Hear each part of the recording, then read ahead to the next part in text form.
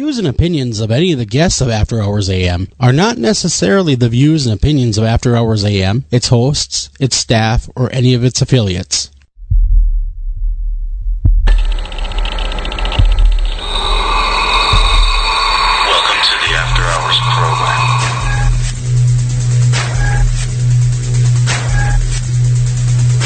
Are you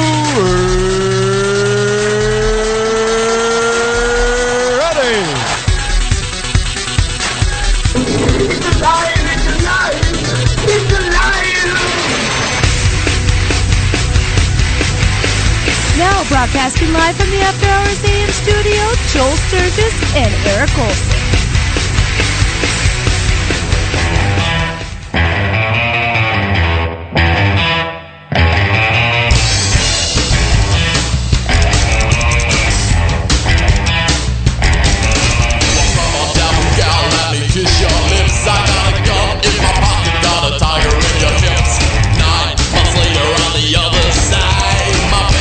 And we had a devil child. Devil child got glowing eyes, appointed baby and farewell. Devil child got sold to buy. My baby had a devil child.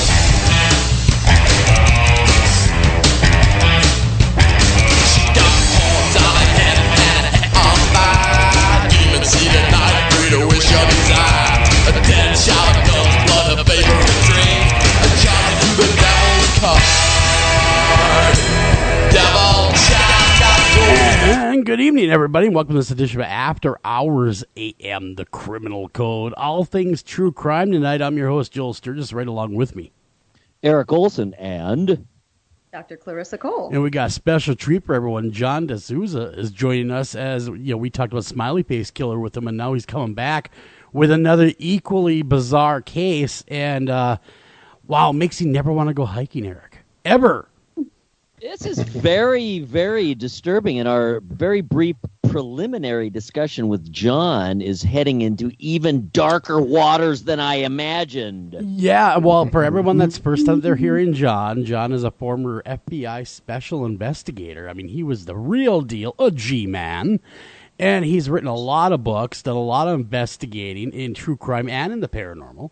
And if you want to look up his books, simply go to Amazon, write John DeSouza in the little search box, and you're going to have more John than you're ever going to want to see. I'm just telling you. You've done a lot of stuff out there, John. It's really cool. A lot of good books, paranormal, the para-investigators, a lot of other great works that you have out there. And, of course, just a little backstory in John.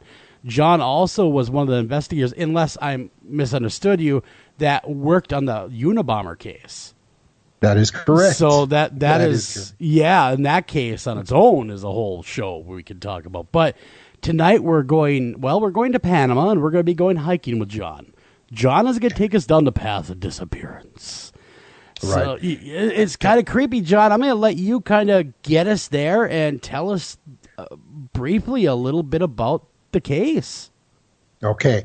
Let me start like this. I want everyone listening to me to Google the unsolved deaths of Kremers and Froon. And that's Kremers is K-R-E-M like Mary, E-R-S.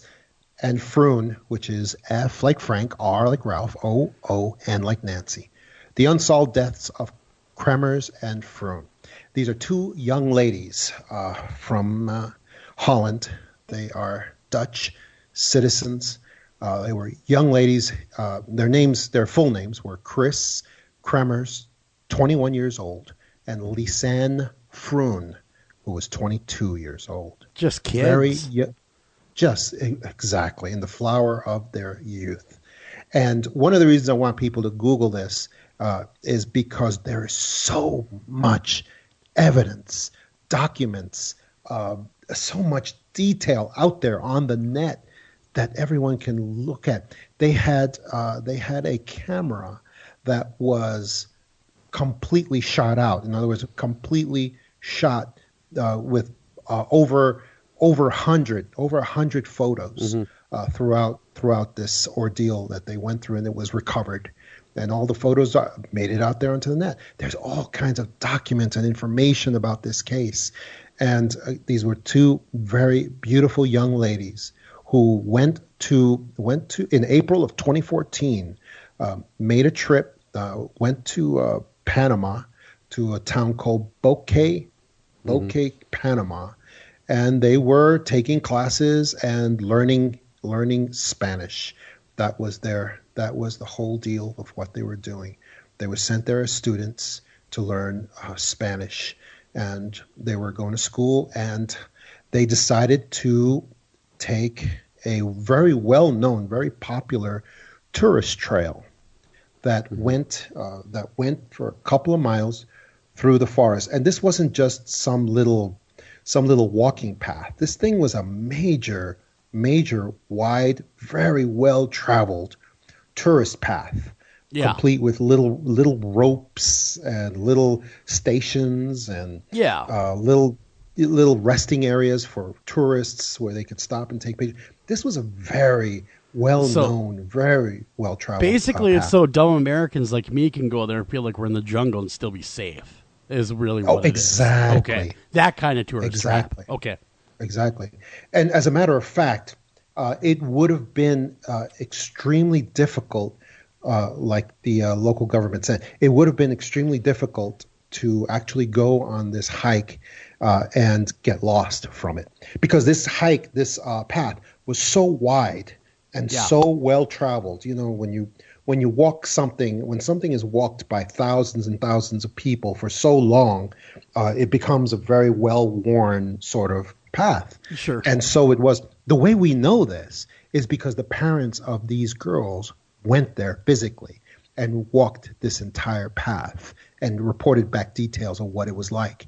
And even if you had gotten lost off this path, like let's say you walked off the path into like the surrounding jungle for a while, this path was so prominent that even if you had gone off the trail like a quarter of a mile into the jungle, you could still see it. You could still see the path. Sure, it's like it'd be like a road. It'd be like a dirt road almost. So we're like a very large dirt road, very large, complete with little signs here and there, little rest stations. So it would have been very difficult to really get lost off this path. Very difficult. And so what happened was these young ladies, they were getting ready to take this path, this tourist path, which was very well traveled, and they were going to. I guess they were doing it when it wasn't that much traffic on the path, because they actually asked around for a guide, someone to guide them on the path to really go. And when they did the entire path, and they were approached by a man whose identity has never been given out by the government. And he invited them over to his ranch. And apparently his ranch was somewhere near the path, where the path starts.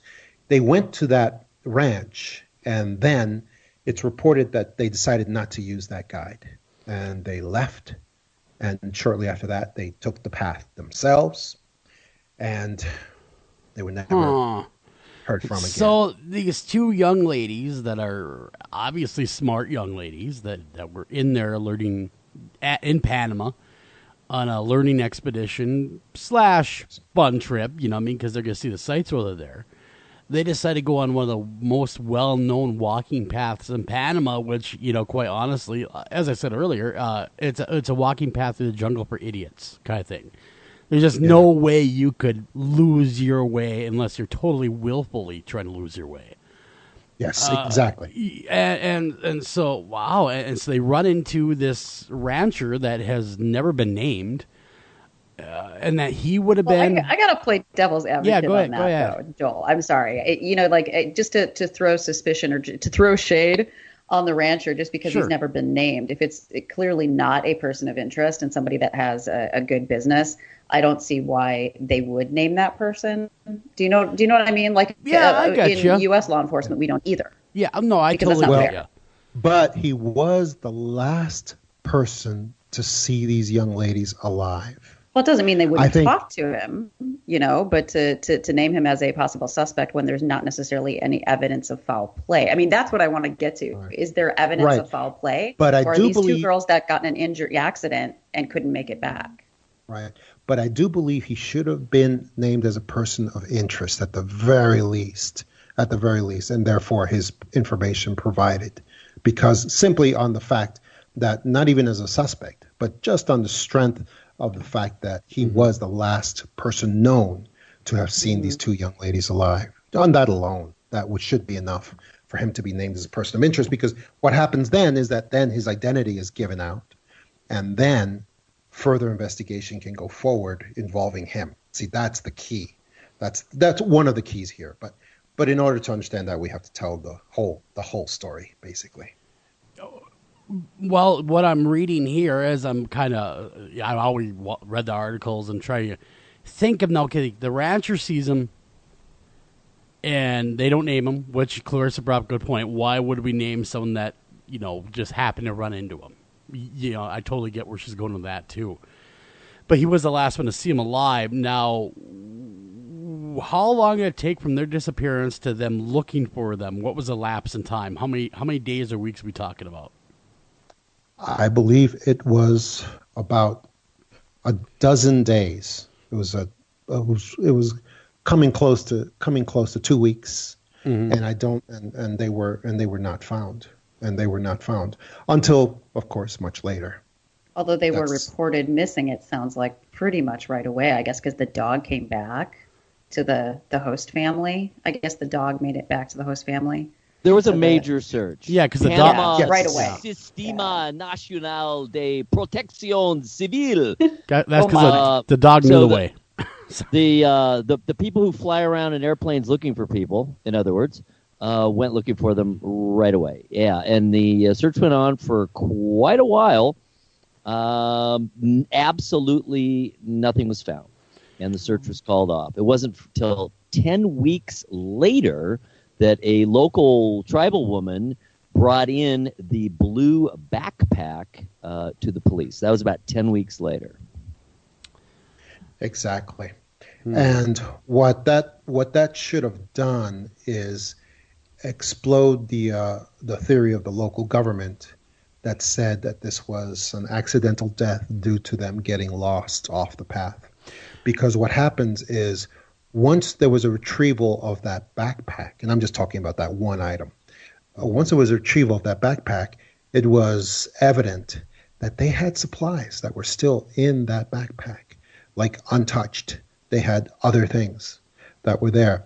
And the thing is, if you get lost in the middle, if you were to get lost in the middle of the jungle, you would cannibalize that backpack, the supplies in there and the items in there.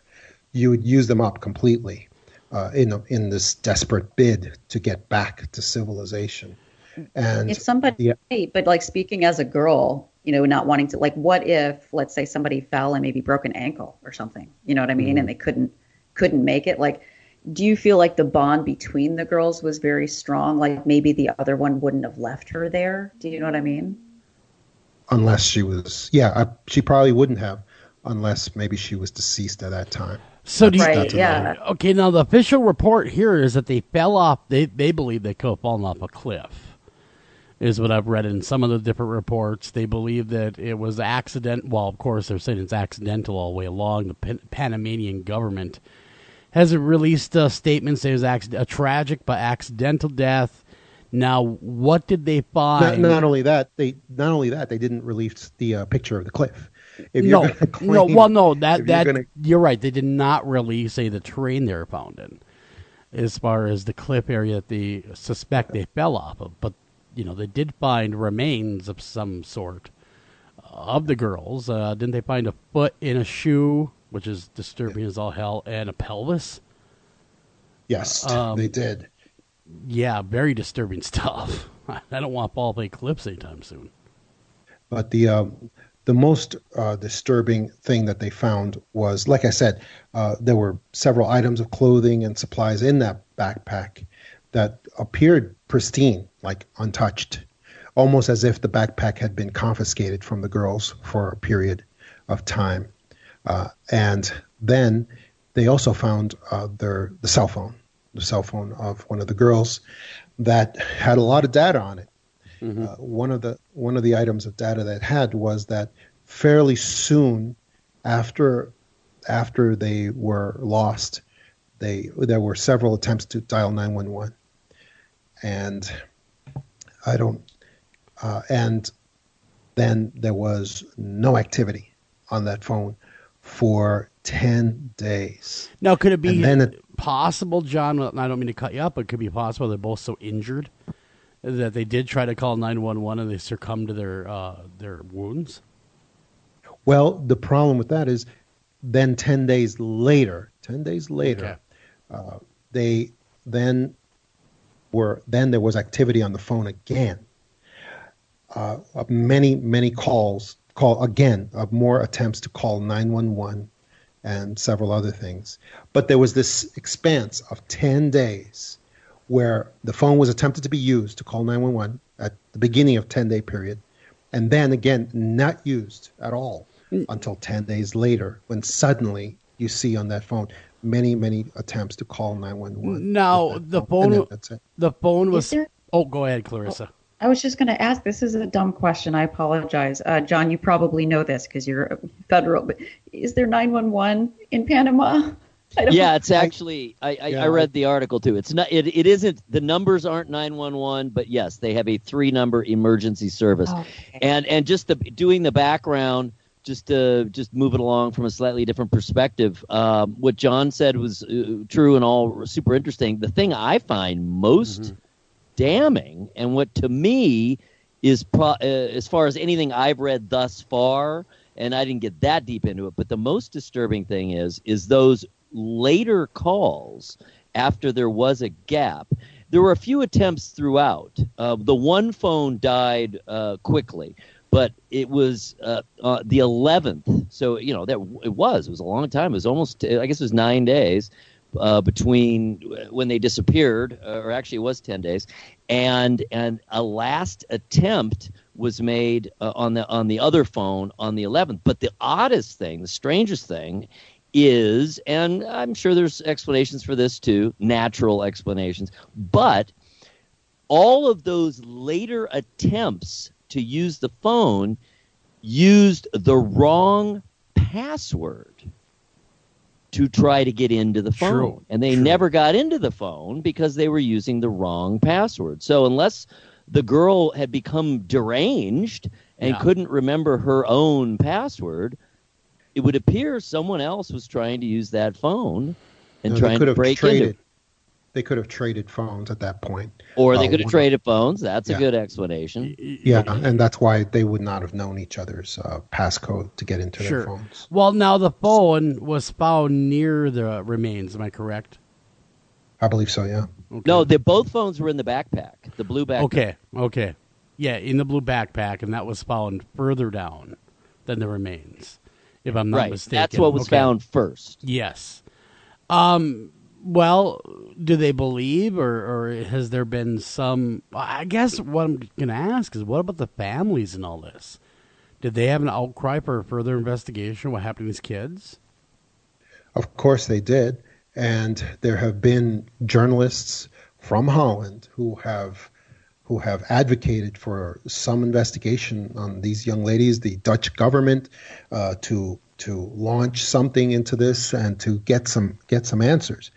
But that's the thing. A sovereign country is a sovereign country. Panama can do whatever they want, unfortunately. So they can stonewall yes, the Holland from getting any real information, so should they so choose to. And they have chosen to do exactly that. Do you have a reason why? Why would you keep that if you have nothing to hide as a country? Why would you keep the information? I believe the only answer that really comes back to is that the people involved in the disappearance of this young lady were politically connected people. I mean, that's the only answer I come back to as to why the government is putting forward such a weak cover story that has been exploded so many different ways. and yet still will not give any information about the rancher / guide who was the last person to see them alive, and will not give any further information to help anyone get to the bottom of this. So that's the only answer I could come back to, is that the people involved in the disappearance of this young lady had to be politically connected people.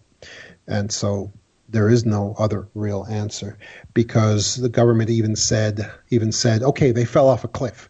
But if you don't provide the picture of the cliff, then how can you make such a conclusory statement without anything to back it up? They said, well, the phone 911, that was evidence that they got lost, obviously. Yeah. And so so they turned off. They didn't use the phone for 10 days purposefully to try to get out of the forest. And then when it didn't work, at the end of 10 days, they started using the phone again. Question. I mean, this might be totally Hollywood, and this might be just TV, but isn't there cell phone pinging that they could triangulate where the phone has been used, or is that just television, where they could say, well, he was over here and there? No, that's first world countries. That's not Panama. Okay, that's not.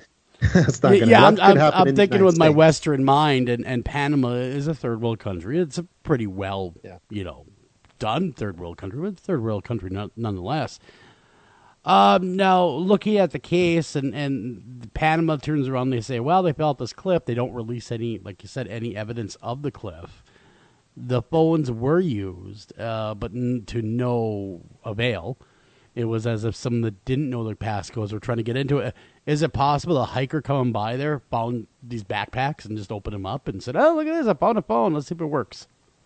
No, I think that the young ladies just traded phones at that time. Okay. And they probably just didn't know each other's passcode. But the phone thing is the biggest evidence really the biggest evidence that they were kidnapped and being held against their will, in my opinion.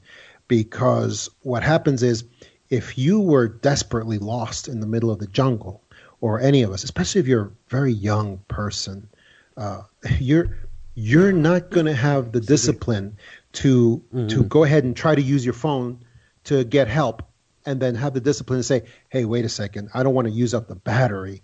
Let me just put it away and wait. And then at the end of 10 days, if I don't succeed in getting out of the forest, okay, now I'm going to use it again. I'll try again.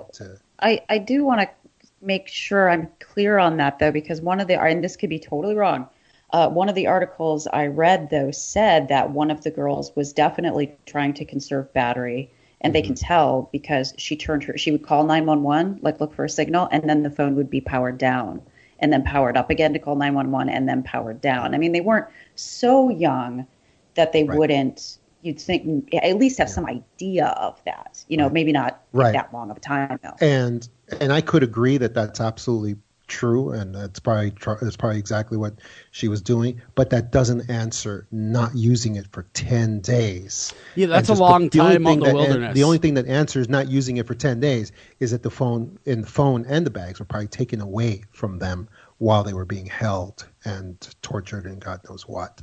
And then at the end of 10 days, they were able to somewhat make some kind of an escape attempt, and got their hands on the phone. Hmm. Interesting. That, to me, that's what answers that. Well, yeah. I mean, I'm looking at this, I'm reading this, and while you're talking, and just a lot of it doesn't make any sense, John. I mean, it just doesn't make any. It doesn't seem like the puzzle pieces here are really fitting, for me anyway, to suggest a murder. But then again, maybe it does suggest a murder. I don't know. Here's another puzzle piece for that. We don't know the timing, but there was a group of photos, and anybody can go to imgur.com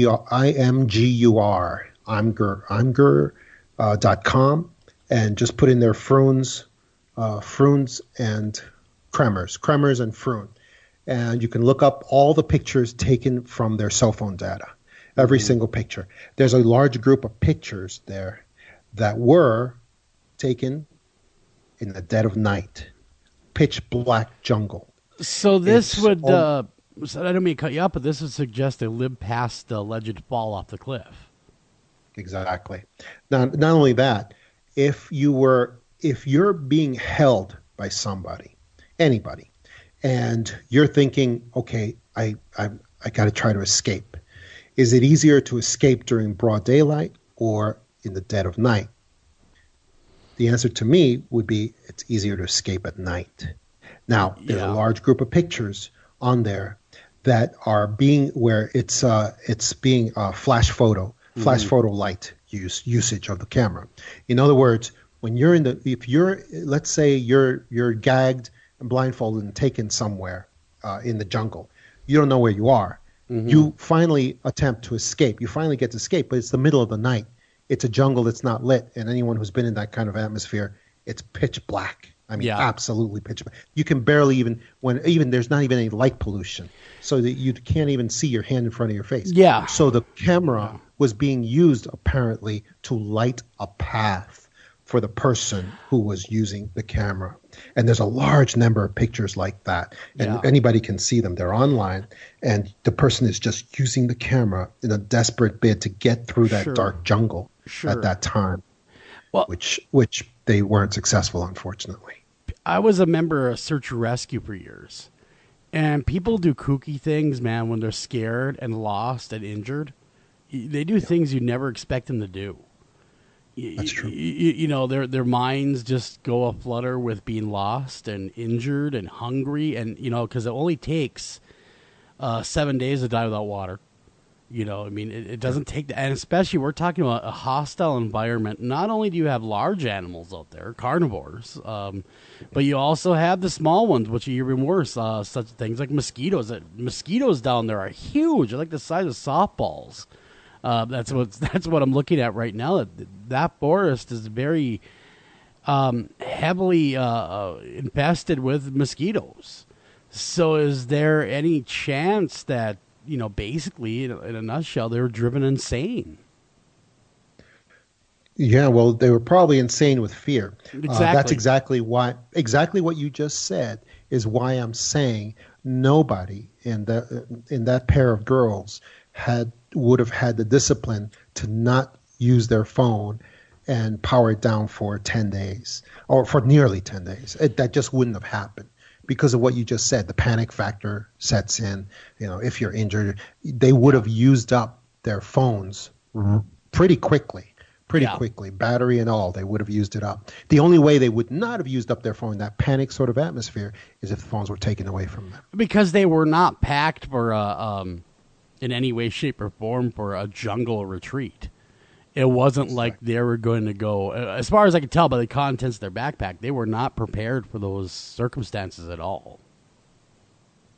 Right. They were just going on a day trip, on a day trip, not even a full day trip. It was like a half day trip. That's it. And that's why they would not have been loaded with a lot of different stuff for this trip. Yeah, very, very, very scary and interesting. I'm just trying to wrap my mind around it, and of course, mainly in my experience of search and rescue, it's always been cold weather. That's what gets people up here, is cold weather, and that causes hypothermia in short order, especially when it's 30 below zero. And of course, we found people that were frozen naked because they were so hot at the end, where they get that sensation of heat. So that's a total different environment than what I'm used to dealing with. The jungle is it's humid, it's hot. They weren't prepared. And what exactly you're saying right now is what connects to another point, which is that if the young ladies had been lost, overcome by the elements, injured, whatever those things that go in with search and rescue, the logical things that go with search and rescue type thinking, they would have been found during the massive search. Well, exactly. We got to run a break. We come back. We're going to kind of run down what we all kind of think, what really happened to these girls. Kind of a little bit of a roundtable discussion on that. Because, man, it's a head scratcher, John. You brought us a head scratcher, man. This is a weird, wacky case. Don't go anywhere. We'll be right back right after this. Black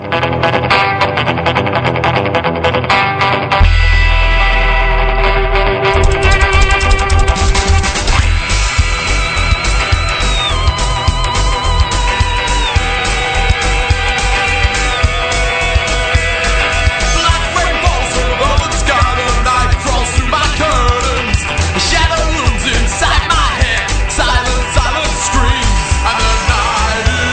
Hey, you're listening to After Hours AM, and if you're listening to us via podcast, make sure you like us, follow us, review us, tell your friends about us, tell grandma about us, and keep listening. Hi, Tom Bodette. If pop culture is to be believed, roughly 40% of all people are actually vampires, or dating one. Well, undead or not, you can always save on a clean, comfortable room at Motel 6, even if you sleep during the day because direct sunlight turns you into a pile of sparkly coffee grounds. Speaking of which, we have free coffee every morning. You day sleepers may want to go for the decaf. I'm Tom Bodette, and we'll leave the light on for you. Book online at motel6.com. Anavar Media LCC is a dedicated team of professionals committed to helping business development scale and protect their websites, mobile applications, enterprise software solutions in the Northeast Ohio area. Locally owned since 2012, our client-centered values truly sets Anavar apart. Contact us today to learn how you can get 25% off your first project. Call them at 234-380-4852. Again, that's 234-380-4852, or visit them at www.anavar.com. Again, that's www.anavar.com. Taking a family of 5 to the amusement park can cost a small fortune. Oh, yeah. So to save some money, we thought, hey, let's bring the amusement park to us. Yeah. Go ahead. All right. Step right up, young man. Are you ready to ride the wacky waterfall?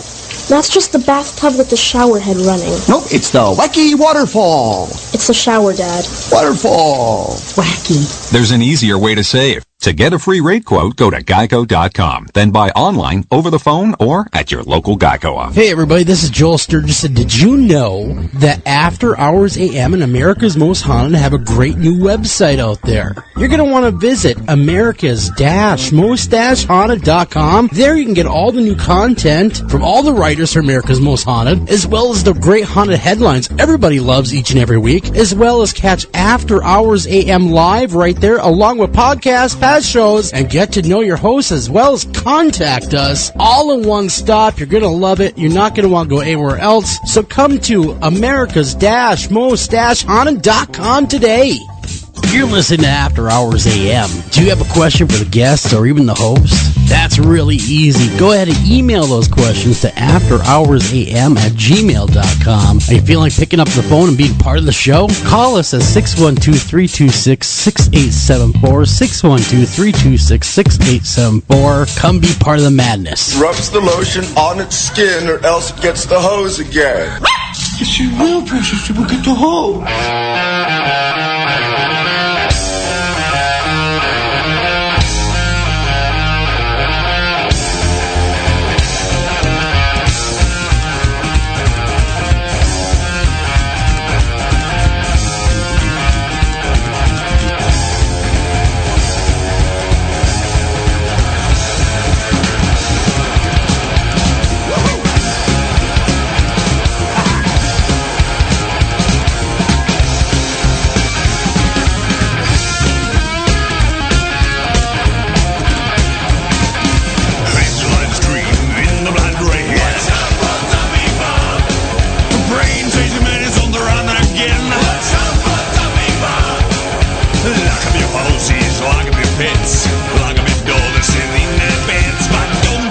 Let the rumors spread.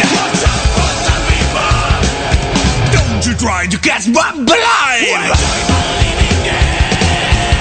And welcome back to After Hours AM, everybody. I'm your host, Joel Sturgis. Right along with me, Eric Olsen and Dr. Clarissa Cole. And of course, we're talking with former FBI Special Agent John DeSouza tonight, and we are talking about the case of the missing girls that disappeared in Panama. And that would, of course, be Kris, Kremers, and Lisanne. How do you do that first name of the next girl? Lisanne? How do you pronounce that? Oh, I was just saying Lisanne. Lisanne, there we go. I listened to the Dutch. I know, I was trying to do the Dutch accent thing, and it didn't work at all. He says Lisanne. There it is, Lisanne. Lisanne. And we are back, and they went missing, of course, in April 1st, 2014 in Panama under what some would say is mysterious circumstances. Now, they did find remains. They did find They did find cell phones, backpacks, all the things you would expect to see. And a camera. Well, and here's the thing. Now, any survivalist, I took, like Clarissa, took a lot of survival courses being in search and rescue. If you're in a situation like that, shock is not your friend. Number one, because these girls would be in extreme shock. They would be disoriented, but they need to think the big three: shelter, food, and water. No matter what. No matter what kind of shock. You're not going to survive the night in the jungle just laying around. That's not going to happen.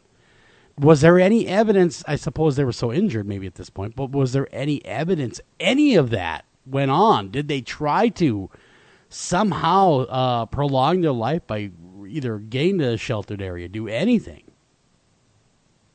I believe that the pictures that were taken in the dark, and bear in mind, I don't think any of us have all the pictures of this case, because there's over 100, they said, and I have not seen the entire 100 pictures. But a large portion of the pictures, the only evidence we see, in my opinion, the only thing that we see of an attempt for survival are those pictures taken at night, where someone was using the photo to light the way. Yeah, and generally, in my experience, when we've gone out to find people, and where we have gone, cell phones are useless. There is no signal deep in the backwoods, so to speak.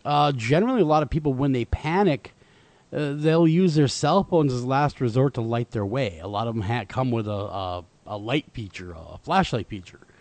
And that, of course, is a big no-no, because even if you don't have signal, they can still find that cell phone signal, even if there's no towers around. Right. So even if it's on, they can triangulate. We've done it. We can find right where that cell phone's sitting. And that's exactly why she was using the camera to light the way instead of the cell phone. That's exactly why. Okay. Yeah. Could I just give a little educational message for your listeners? On investigation, and this is why I always ask ghost hunters, security guards, anybody who is involved in investigation in any capacity, to please just go look at my book, The Para Investigators, True Tales and Concepts of Supernaturally Gifted Investigators. Just go look at the free sample on my website, on Amazon, of the first 50 pages. Just so they can get a little education on what real investigation is and how it works.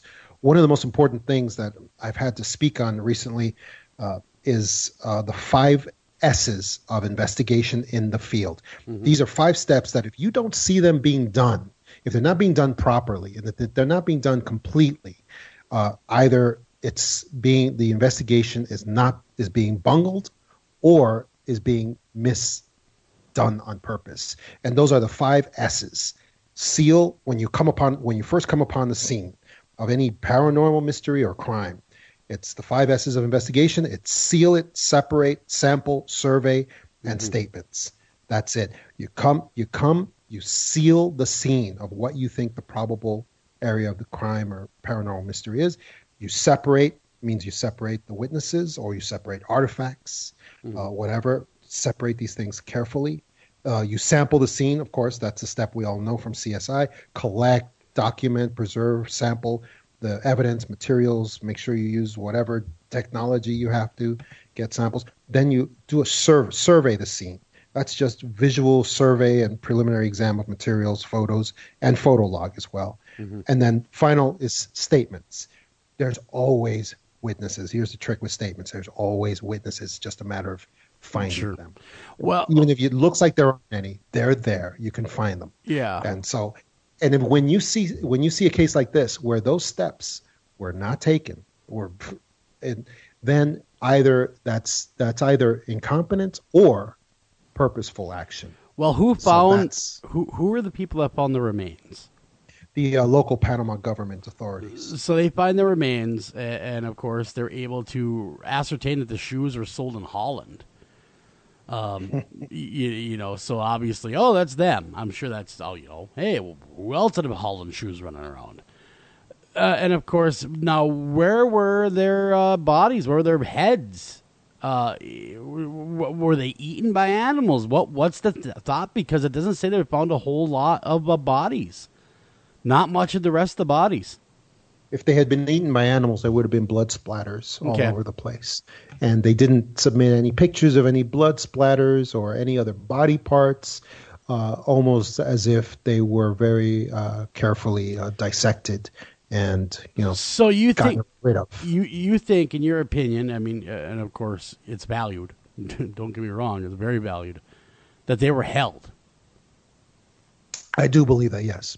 Okay. I think that's the only answer here, in accordance with the little puzzle pieces that we do have. I mean, we don't have a lot, but the ones that we do have seem to mitigate to them being taken off that trail, held hostage somewhere remote, and then ultimately they attempted to escape from their captors.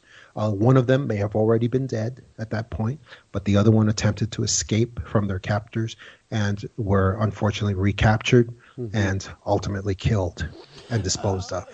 But Saints that all of their belongings were found intact in that case. Like, I've never known any murderer to, I mean, it's certain things, sure, like maybe a cell phone gets left behind or, a wallet, a purse, but never all of their belongings. So that's a bit confusing to me. Well, I mean, what do you think about that? There's no problem with their belongings being there as long as their belongings were separated from them, you see. So the belongings were probably confiscated from them and then put aside while whatever business had to go forward with them, with the two of them at that time, unfortunately. Well, Eric, I want to get your thoughts on this. You're a pretty deep thinker, and you look into things really deeply, and usually you're right. And I'd like to hear your opinion on that, man. I'm like a well. Thanks, Joel. Yeah. Hey, man, I love you. You know that. Well, thank you. I do appreciate that. I am certainly pondering this, and I am trying to really get my head wrapped around as many of the details. I'm finding the Daily Beast, that final article of that 3-article series, very interesting because they're claiming anyway, and of course that's easy to claim, but they're claiming for the first time that they had an independent look at all of those photographic images, and that they were also able to utilize techniques on them that turned the ones that appeared at first, almost every one of them was just dark. But they were able to, get images and artifacts out of those and come up with some things. It looks like my guess is, I am not one to ever kind of downplay the potential for foul play because, man, you just never know. And it doesn't really matter where you are. Anything can happen to anyone at any time. And I certainly think that is absolutely a possibility.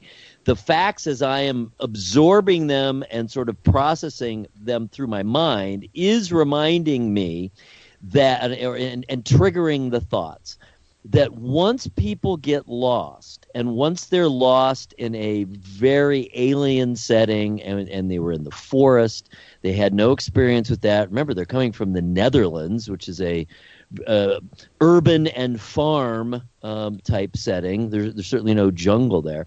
And once they had gone over that crest, they had kind of literally and figuratively gone to the dark side.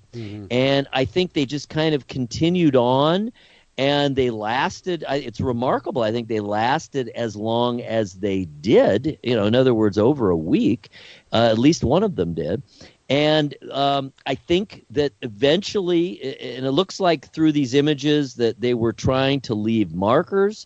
They were trying to give indications of where they were. It looked like some of these photos that were snapped were looking at the same tree or the same setting from different angles. So it was like, okay, this is important. This setting is important. I am taking pictures of this setting from various angles to give you a hint or a clue, at least after the fact, as to where we were or what was going on. My guess is, and this is really just, again, taking Occam's razor, what is the simplest explanation, that they were unprepared for such a scenario. They didn't have food. They weren't dressed for it.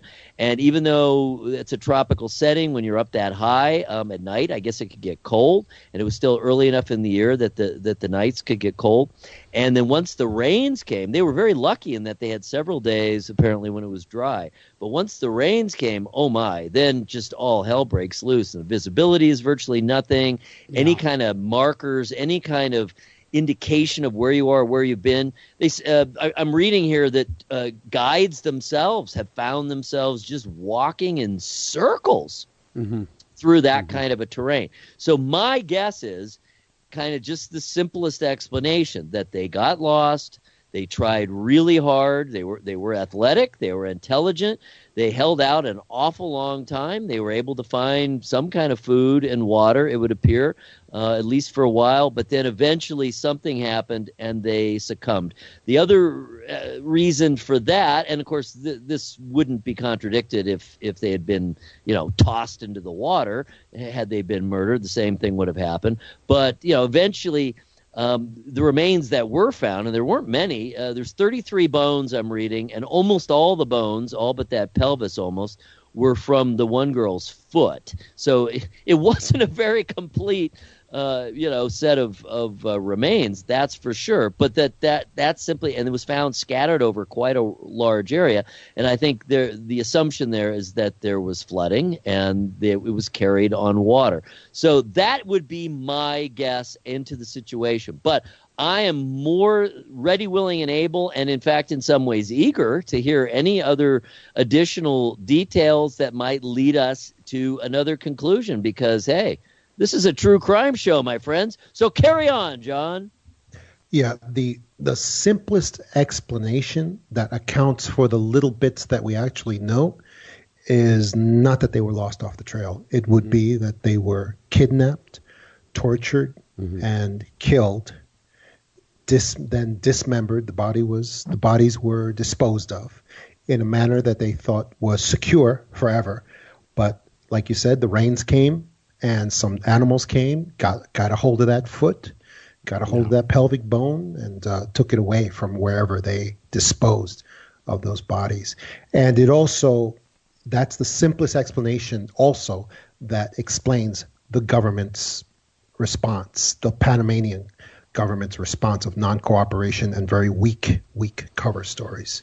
Because if they had simply gotten lost and just died from exposure, if that were the simplest explanation, and if that really could have been what happened, then the government would have had no problem documenting that and showing that documentation to Holland and to anyone else who asks. Instead, the government has withheld all the information, like they're covering something up. Well, is that possible that they don't want to lose tourists? Well, yeah, that's a big part of it. Come on this trail, you may die. That's a big part of it. Yeah. Who was the girl in the, was it, do you remember, John, was it the Bahamas or Jamaica? What was her name? Natalie Holloway? Yes, where was exactly. that? Aruba. I was there. Aruba. You were in Aruba with her or what? You said you were there. I was there, not when she was, but not too many years after. Yeah, we saw we actually stayed in the hotel where she disappeared from the casino. Jeez. And yeah, I mean they know who did that. That was Dutch again, but of course Aruba is actually ultimately owned by the Netherlands, although they're mostly autonomous. So yeah, it's odd. Aruba. But what you just said actually mitigates more for what I'm saying, because a couple of tourists getting lost and tragically dying from exposure by going off a trail, that wouldn't kill tourism. However, two young tourists, foreign tourists, getting kidnapped, raped, and murdered, that would do it by locals. That kills terrorism. That does kill tourism in a short order. For us up where I am, it's the ATVers that go out on their four-wheelers and run into trouble with their four-wheelers, and they don't know where they are because it's gone so far. And then before you know it, there's no cell phone power, things like that. So, I mean, people even in this day and age can get lost. It happens all the time. But this is extremely interesting that, really, I shouldn't say interesting, sad that these poor girls, and in any event, whether it's murder, capture, or whether it's being scared in the jungle, using your phone, because I mean they took 90 pictures and let's see, what does it say here? 90 photos were taken in very short succession, which would lend to your theory of they're using to light up the trail. Now, there was taken between 1 a.m. and 4 a.m. Oh, go ahead. I have another tiny piece of this that struck me very truthful, actually. Not odd. It struck me very truthful.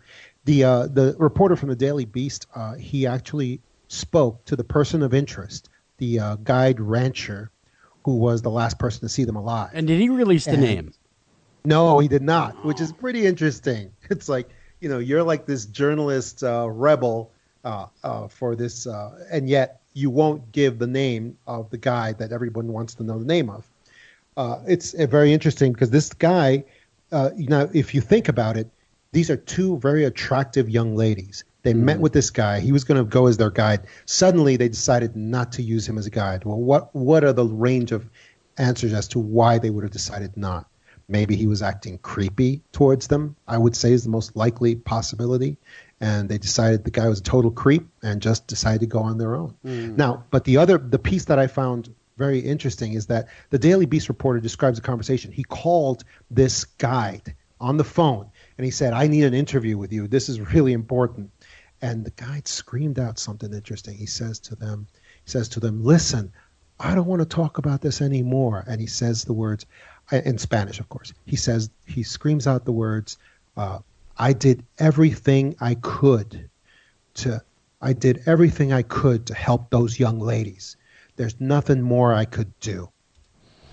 Which was an odd statement, but the reporter says, okay, well, he was talking about because he went out with this massive search that went out all over the countryside, which didn't find the bodies, or didn't find the young ladies, and didn't find the bodies of the young ladies either. And the government's official statement as of today is that it was an accident. Is their official statement that they fell off a cliff and they're sticking to it, and they are definitely sticking to it because they haven't ever wavered. There has been really no wavering in their statement. But now here's what I think about the guide's statement.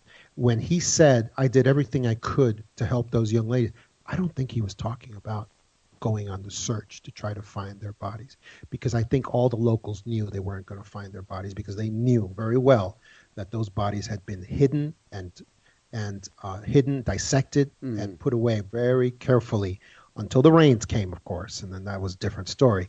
I think what he was talking about is an event where he was with the young ladies who were being held prisoner by whatever group that was. And probably he did say to the men, to the criminals who were holding those young ladies hostage, he probably did try to save them. And he probably did say to them, we don't need to kill them. Just let them go. And I think that's what he was talking about when he said, I did everything I could to save them. That's what I think. That could very well be it. I mean, because it doesn't seem like and if he is innocent, I mean, again, like Clarissa brought up, there's no reason to release his name. If he's not a person of interest, if he's not involved, why? Well, he's already a person of interest just on the fact that he was the last one to see them alive. Okay, that alone makes him a person of interest, whether they want to name him or not. Gotcha.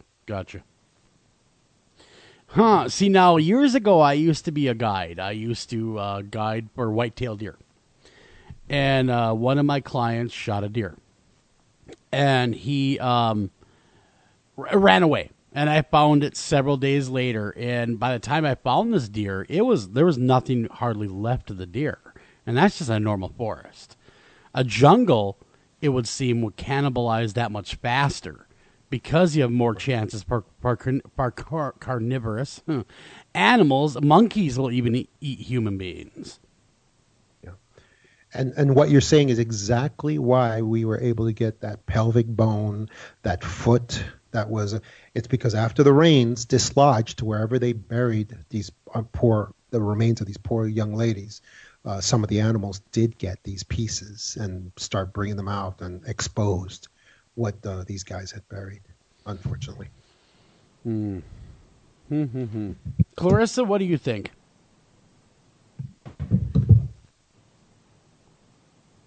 Something's happened to Clarissa.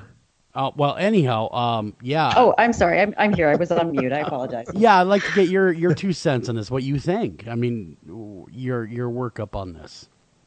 I think it would be very rare for any sort of kidnapper or murderer to separate somebody from all of their belongings and leave them there, especially if they were going to take them someplace else to hold them. Because, the jungle, I don't know personally. I'm assuming the jungle environment is very harsh, and it would be very difficult to get someplace without shoes, without clothing. So if they were going to transport them somewhere else to hold them, I would assume that they would actually take their belongings with them. So to me, that is enough evidence to sort of suggest comes to the elements, especially after night fell. You and I are generally roughly from the same place, Clarissa. The Midwest. Yes, it's true. Okay? Now, the forests of the Midwest are not the most hospitable places to be. How many times when you're in your youth, I'm assuming you've maybe done a little hunting or done a little hiking, how many times do you come across the body of an animal? You don't come across a full body generally. Even when it's really cold out, it's not uncommon to find some sort of remains like bones. I find bones or small pieces, but the animals don't leave it for very long. Exactly. I guess my point is if we go with the theory of a kidnapper murder thing, you would let the jungle do your dirty work to get rid of the evidence. Yeah, for sure. Much like when we talk to the guys from New Orleans, they like to dump them in crocodile-infested areas or alligator-infested swamps, because nature has a tendency to cover up that kind of nature, especially has a tendency to cover up any evidence. Right. And so I guess if they were murdered and they were kidnapped or murdered, tortured, that would be the ideal place to dump them. Put them in the jungle, in a day's time, there'll be really nothing left. Well, yeah. I find the jungle will do all that for you, and a body is very, it's kind of grotesque, but very easily dismembered after death in that type of environment. And I found it very interesting that there was a foot left in a shoe, because to me that didn't speak to dismemberment by a murderer. That spoke exactly to dismemberment by an animal that couldn't get the foot out of the shoe, and that's why it was left. Yeah, I would agree with you. I would definitely agree with you, because it's tight and they don't they lack the and thumbs. It's swelling. The flesh is swelling. They lack the thumbs to untie the laces. I think it's tragic no matter which way you slice it, though, and for the family to have answers. I wish that governments were a bit more transparent, and like Aruba with the Natalie Holloway case too. They held stuff back that there was no reason to hold back, exactly, and it's infuriating. Yeah. Well, in conclusion, John, do you think that there's ever going to be a conclusion to the case, or there's actually going to be some answers here, or do you not see that in the foreseeable future? It could happen if the Panamanian government changes, regime change, and if that particular state then also changes regime. In these countries, what happens is you're in charge of this town because you support the president that's in power at that moment. And I don't know what the politics are right now, but that president, obviously, he's fine with whatever they do locally there as far as the cover up. But if he changes, it could be it's kind of like when the Soviet Union fell, and then all the secrets of the Soviet Union start getting let out by the Russian government. So if the government changes sometime in the near future, then the local government will also change, and then the parents of these poor 2 girls, who, in my opinion, were kidnapped, taken hostage, and tortured and killed and dismembered. The parents, hopefully, then will have a chance to get justice from the local Panamanians there. Well, I can only imagine grieving's got to be tenfold harder when you're unsure of what happened to your loved one. Exactly. Than the normal, I shouldn't say normal garden variety, because I don't think there's such thing, but the normal circumstances of grieving. John, very, very interesting case. I'm going to look deeper in it, and maybe we can get some answers if we all work together and see. Well, then again, I don't think the Panama government's going to open up to us, by the way. But you just never know. Maybe I'll give them a call and say, so what's up with those girls missing there, eh? Maybe they're... And they would say, ay, caramba, I can take it no more. Yeah, is he Canadian? He just said, hey, we like Canadians. Yeah, we know exactly what happened to them. But also, there's a great documentary. I think it's available on YouTube.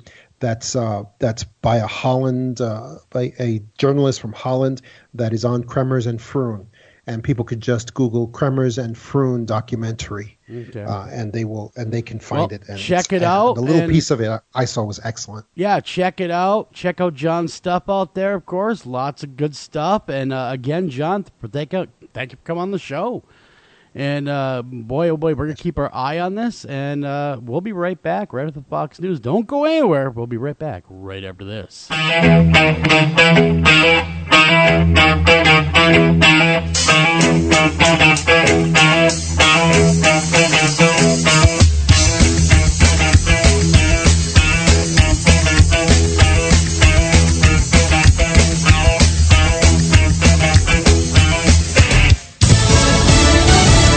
Fox News Radio, I'm Kathleen Maloney. President Trump calls the deadly gassing of dozens of people in Syria by the Assad regime an affront to humanity. A chemical attack that was so horrific in Syria against innocent people, including women, small children, and even beautiful little babies. The president says Assad has crossed many lines with that attack, and he hinted some sort of action would be taken against Syria. The president hosted the leader of Jordan at the White House, and they talked about Mideast peace. Meeting President Trump, Jordan's King Abdullah says the new U.S. administration's engagement in bringing the Palestinians and Israelis together is an encouraging sign. Israeli, Palestinian, and Arab leaders have been looking to the Trump administration for details on how it will address a long elusive peace agreement between Israelis and Palestinians. President Trump, during his February meeting with Israeli Prime Minister Benjamin Netanyahu, said he could live with either two states or one state. The one state where there's no establishment of a Palestinian state. Fox's Rich Edson. Republicans are still trying to come up with a health care bill. They say they're making progress. We're all at the concept stage right now, but productive conversations, and it's all about how do we get there and how do we keep working on premiums, because that's the big concern. The Obamacare premium spike that we've seen in anything close to what we're expecting if the law continues as is. House Speaker Paul Ryan. President Trump says he thinks former National Security Advisor Susan Rice might have committed a crime when she asked government analysts to disclose the names of his associates who were documented in intelligence reports. Rice maintains she was just doing her job and she didn't do anything wrong. You're listening to Fox News Radio, fair and balanced. The pilot of a military jet that crashed in suburban Maryland did all he could to avoid injuries. The fighter pilot who ejected from the F-16 is in good condition after the jet's apparent mechanical failure. Lieutenant Colonel Michael Croker of the D.C. Air National Guard did not ID the pilot, but said he's been with the Guard about 4 years. And he's been flying with us within about the past year. Very capable pilot. Air Force Lieutenant Colonel Lisa Mabott says the recovery phase will begin to get answers on the crash. And during that period is when we sort of assess any damage that has been done, damage to property, damage to the environment, and start to take the actions to recover the site. There were no injuries on the ground as a result of this crash. Gernal Scott, Fox News. A federal judge has refused to delay a hearing on a proposed agreement to overhaul the Baltimore Police Department. The Justice Department argued that it needed time to review the plan and determine whether it would hinder efforts to fight violent crime. There's a legal challenge to Philadelphia's new tax on sweetened drinks. The tax in place since the start of the year is 1.5 cents per ounce on sweetened beverages. That's 18 cents for a six-pack of cans, for example. An attorney for a consumer, a restaurant, and a beverage industry group argues it's illegal since a Pennsylvania state law passed in 1932 prohibits Philadelphia from taxing anything already taxed by the state, and soda is covered under state sales tax. A city attorney argues this tax isn't on the product itself, but charged to distributors. The case is being decided by a Pennsylvania state appeals court. Chris Foster, Fox News. 10 men are under arrest in connection with a diamond scam in New York City. Authorities say they bilked wholesalers out of millions of dollars by bouncing checks to avoid paying for the hard-to-trace stones and then used tricks to resell them. Police are still looking for 2 more suspects. I'm Kathleen Maloney, Fox News Radio.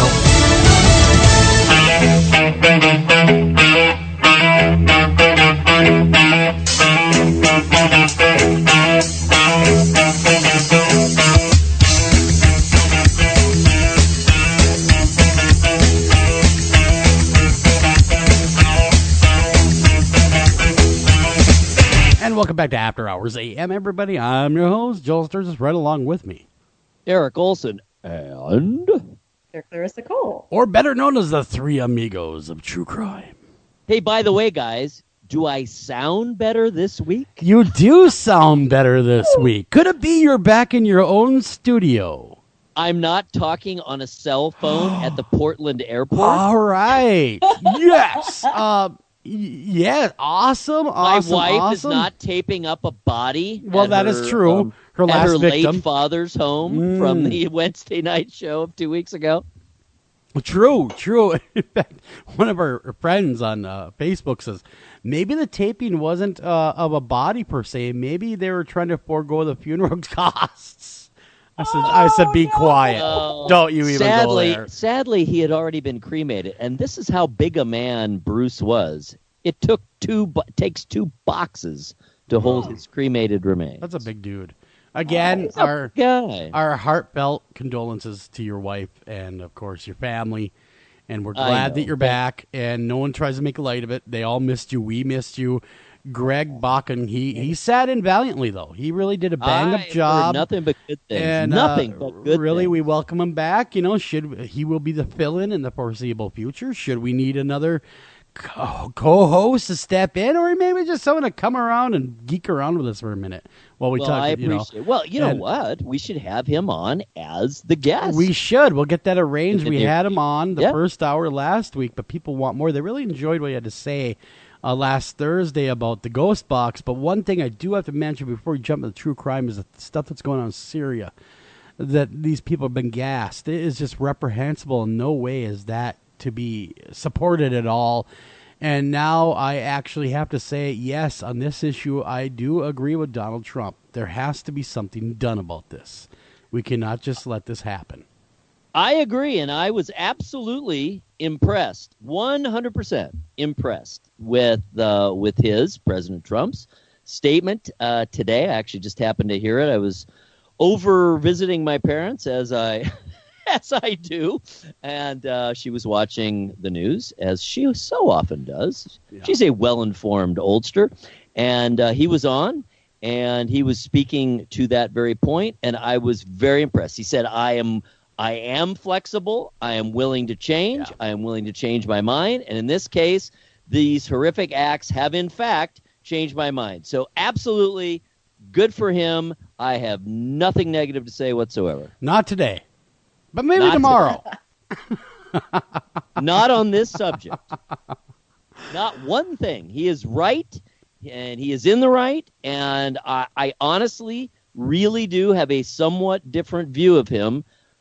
To hear him say, I want to be flexible, I am flexible, and I need to be flexible. And in this case, my mind has changed because of these horrific events. Yeah. And that's perfect. What more could he have said? Nothing. And I do believe he is correct. And back in the day, President Obama did not pursue it like he should have maybe, but hindsight's 20/20.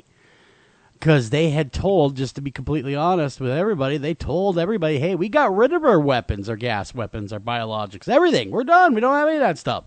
So I guess to completely throw Obama under the bus is not necessarily true, and nor should it be done. I think that maybe you should look forward, not backwards. That's just my opinion and advice, if he's listening.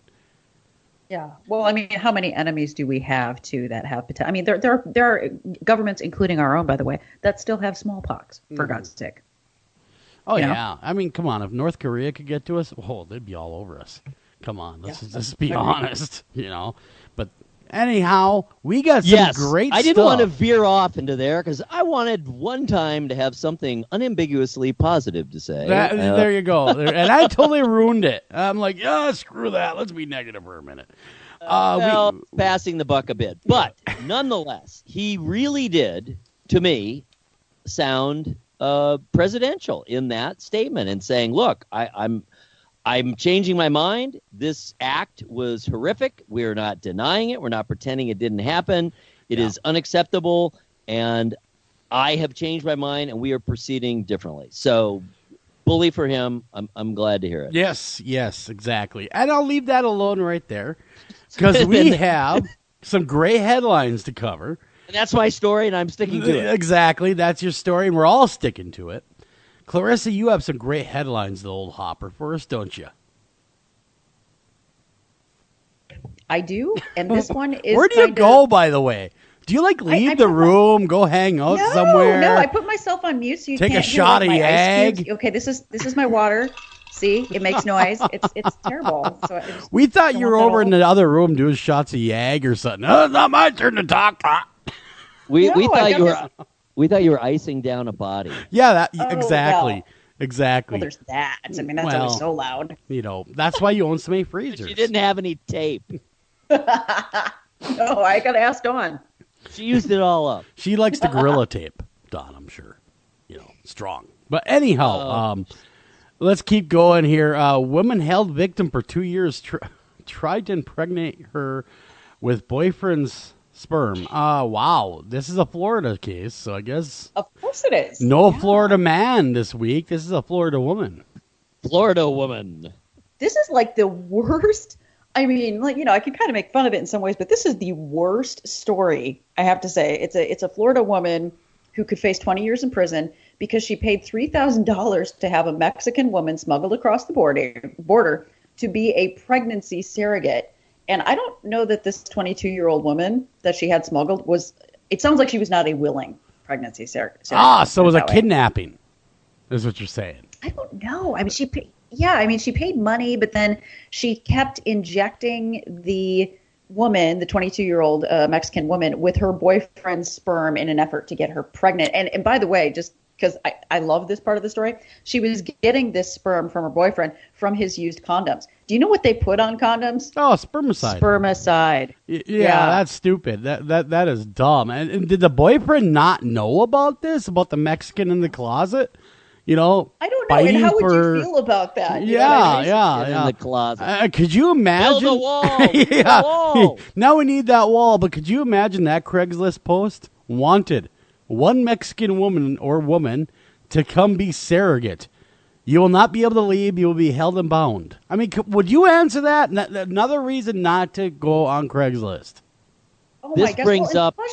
Go ahead. She fed her only. She had to lose 65 pounds because she thought she wasn't getting pregnant because she was too fat. So that's another part of it. But yeah, go ahead, Eric. Wow. Well, it brings up a question. This matter of injection. Maybe she didn't know where it was supposed to be injected. True. Wow, and a hush goes over the room, Eric. I just heard crickets in the background. Yeah. Well, and looking at her. I was going to laugh at my own joke, although I often do. Looking at this young lady's picture, she's not ugly.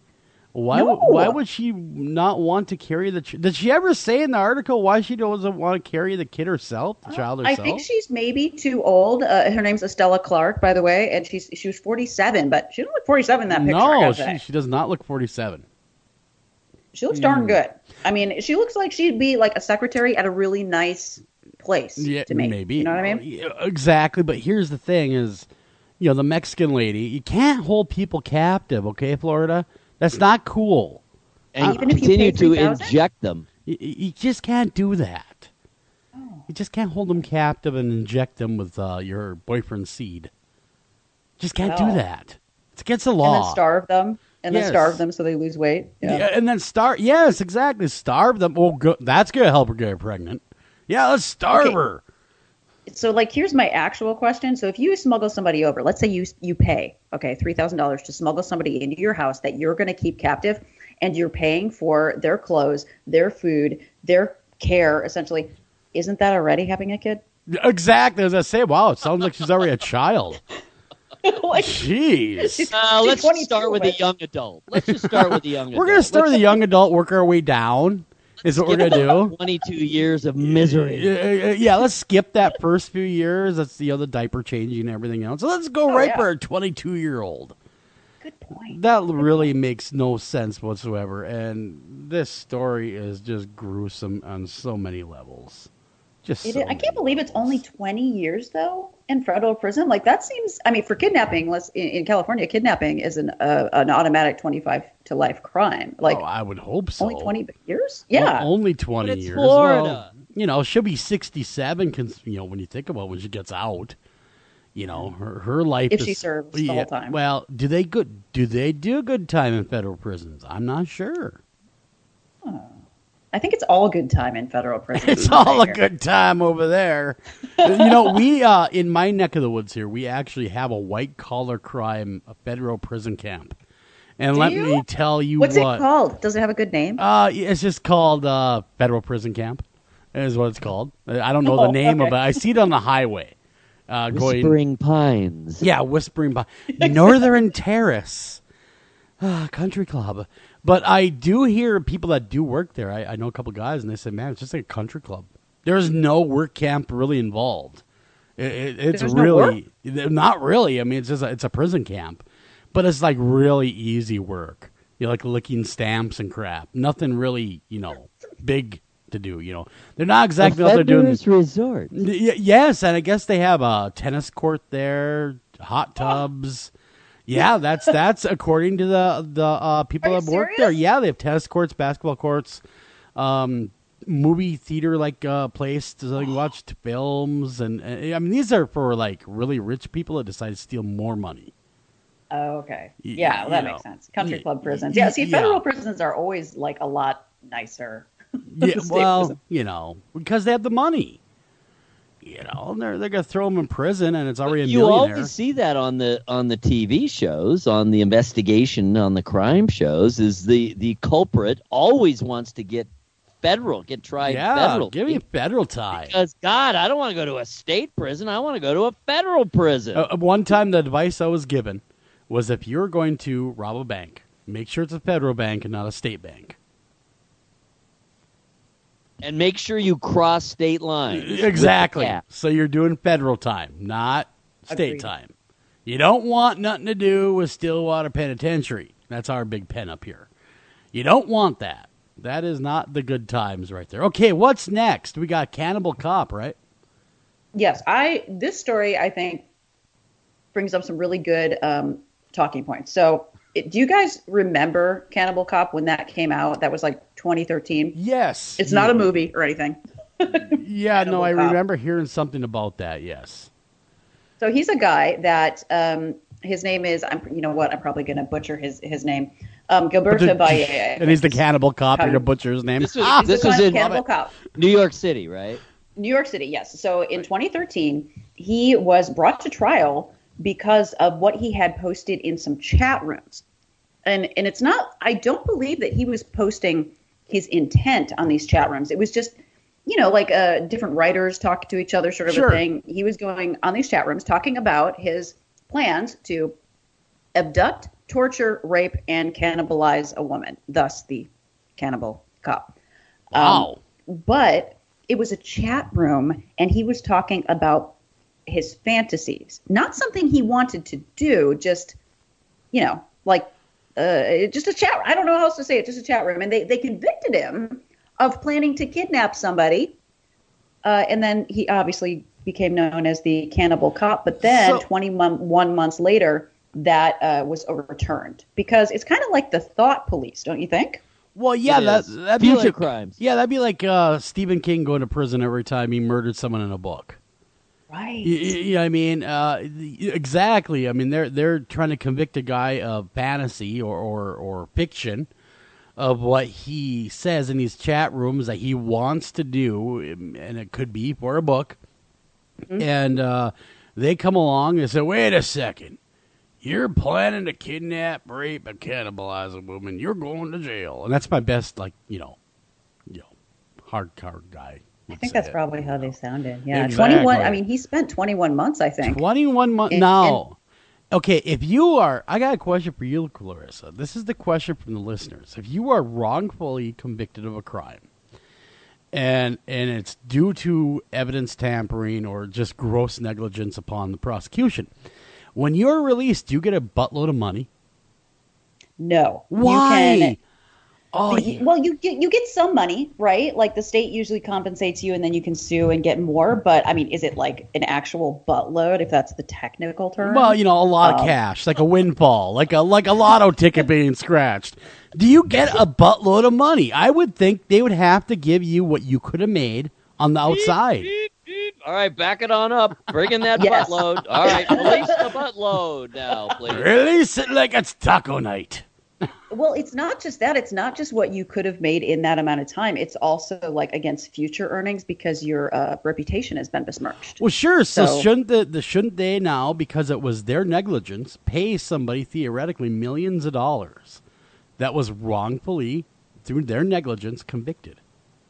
Well, in this case, this is the weird part, is that they're not actually admitting that they wrongfully convicted him. It was just overturned. They're really not admitting that they did anything wrong. Well, because they don't want to pay him. They still consider him a bad guy. They don't want to pay him. That's why. Well, we better not say we did something wrong because we're going to pay this dude, and we don't want to pay him. What were the terms of his release? Why was he technically released? They basically said that there was no actual intent. Okay, so because he was convicted of conspiracy to commit kidnapping. With who? Himself? I know, right? But like I know it's weird. But to do that, to have that conspiracy charge, even if you're just planning this conspiracy to kidnap somebody, that you really have to prove beyond a shadow of a doubt, or within reasonable doubt, the intent. And there was no intent there. Wow, what a weird case. What a poor guy, though, right? I would be you're in a suing... chat room talking about your deep, dark fantasies, and then somebody's like, wait a minute, you're a cop? Let's tell everyone. I would so sue. His wife was unhappy as well. That's the rumor I heard. Him, yeah. She did leave him, huh?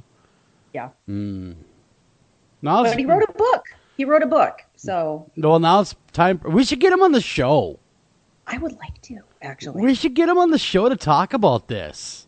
But is he going to really tell the truth, or is he going to go what's obvious? Okay, yes, no, of course I wasn't talking about something I really want to do. I know, but... Of course not. I guess the book is really actually kind of disturbing. I guess she really does go into it. And Park Dietz, kind of my hero in some ways. He's like the granddaddy of all forensic psychologists. He's the one that helps write a lot of the scripts for like Law and Order and stuff like that. Okay. Park Dietz, he's the man. Park Dietz is the one that actually interviewed him for his going back to court, and he explained the whole thing that goes into it. That just because you have deviant fantasies, a lot of people have deviant fantasies. It doesn't mean anybody's acting on it. So Casey Anthony gets off, and this guy gets convicted for what he thought about doing. Where Casey Anthony, on the other side of the other hand, gets nothing for what seems that she did do. Yeah. What is wrong? How Orwellian is that, too? Like, you can't think about that. We'll lock you up. Yeah. Well, it's really a future crime. It's a future crime. The Dream Police. Minority Report. Who sang that? Who sang that song? The Dream Police thing. Cheap Trick, That's what it was. Cheap Trick. But that's what it reminds me of. Coming into my mind and convicting me of my thoughts.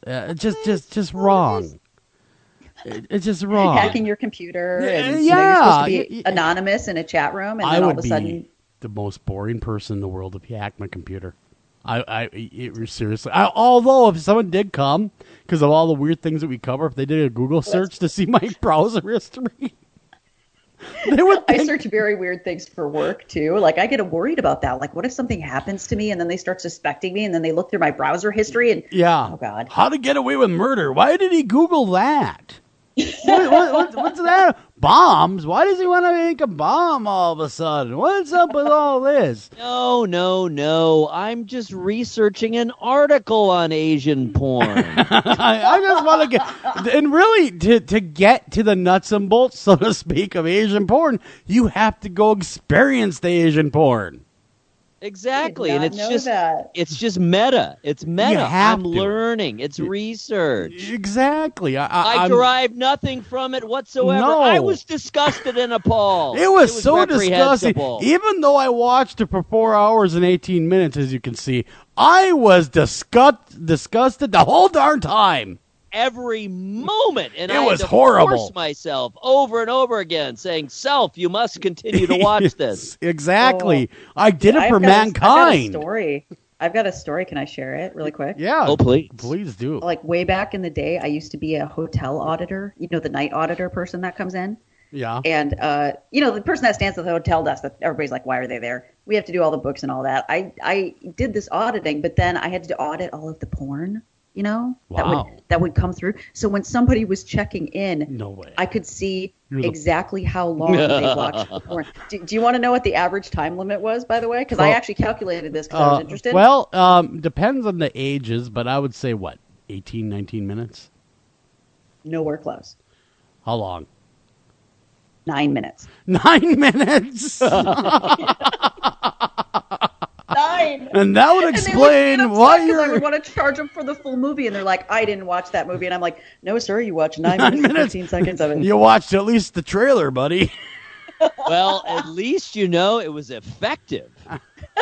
Yeah, but Eric, if they're in the hotel room alone, 9 minutes? Really?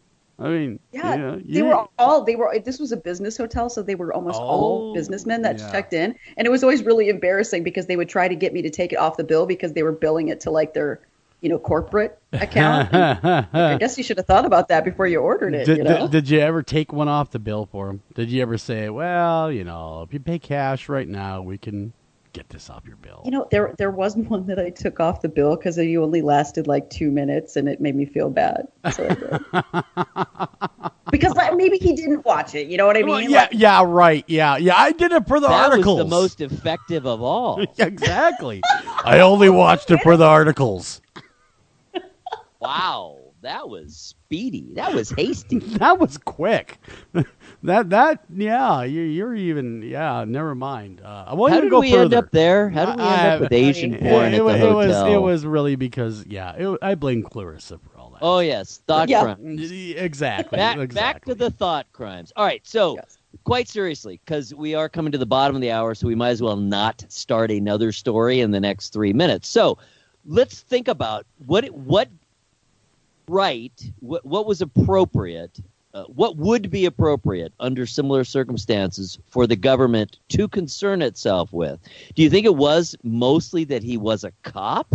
Is that why they responded so strongly? Because they were afraid of the ramifications because he happened to be a municipal employee, that type thing? How did they find out about it? What are your thoughts What were the bells on and how whistles? it came to be in the first place? I'm thinking it has to. I don't know all the details yet. That's why I'd love to talk to him. But I'm thinking it has to be the details of who he was. Because if he was talking about it in a chat room, he was talking with other people. Sure, I mean, they weren't all just shutting him down. So other people were talking about this sort of thing too. So why did they focus so hard on him? And it has to be because he was a cop and he's the public trust, I guess. I mean, well, really, it's just a forum to speak. These chat rooms, and so what if this one is somewhat of a deviant kind of chat room? I guess the First Amendment should really cover them, shouldn't it? Well, of course, and the other thing that I was talking about earlier is just like it's to be protected. That it's so like when people have these sort of deviant interests. I mean, as a psychologist, if they don't want to act this stuff out, write a story. Talk to somebody in a chat room where it's not hurting anybody. It's a way to sort of exercise those things without doing something bad. So like I would even tell someone to do this. And then the fact that he gets convicted for it. Or go watch 9 minutes of hotel porn. Yes, that's the average. So ironically, he was doing psychologically the right thing to try to kind of purge this out of his system without acting on it. Wasn't that the vampire? details are coming back to me gradually because it was a real big deal at the time. Of course, I think it was a vampire chat room, and he was off in a particularly deviant corner of the vampire chat room. You have been segregated from the rest of the vampires. You have been sent to the armpit of the internet. We will not see you. For you. That's it. You're out of here. All right, we're going to run the break. We come back. More headlines. Don't go anywhere. We'll be right back after this.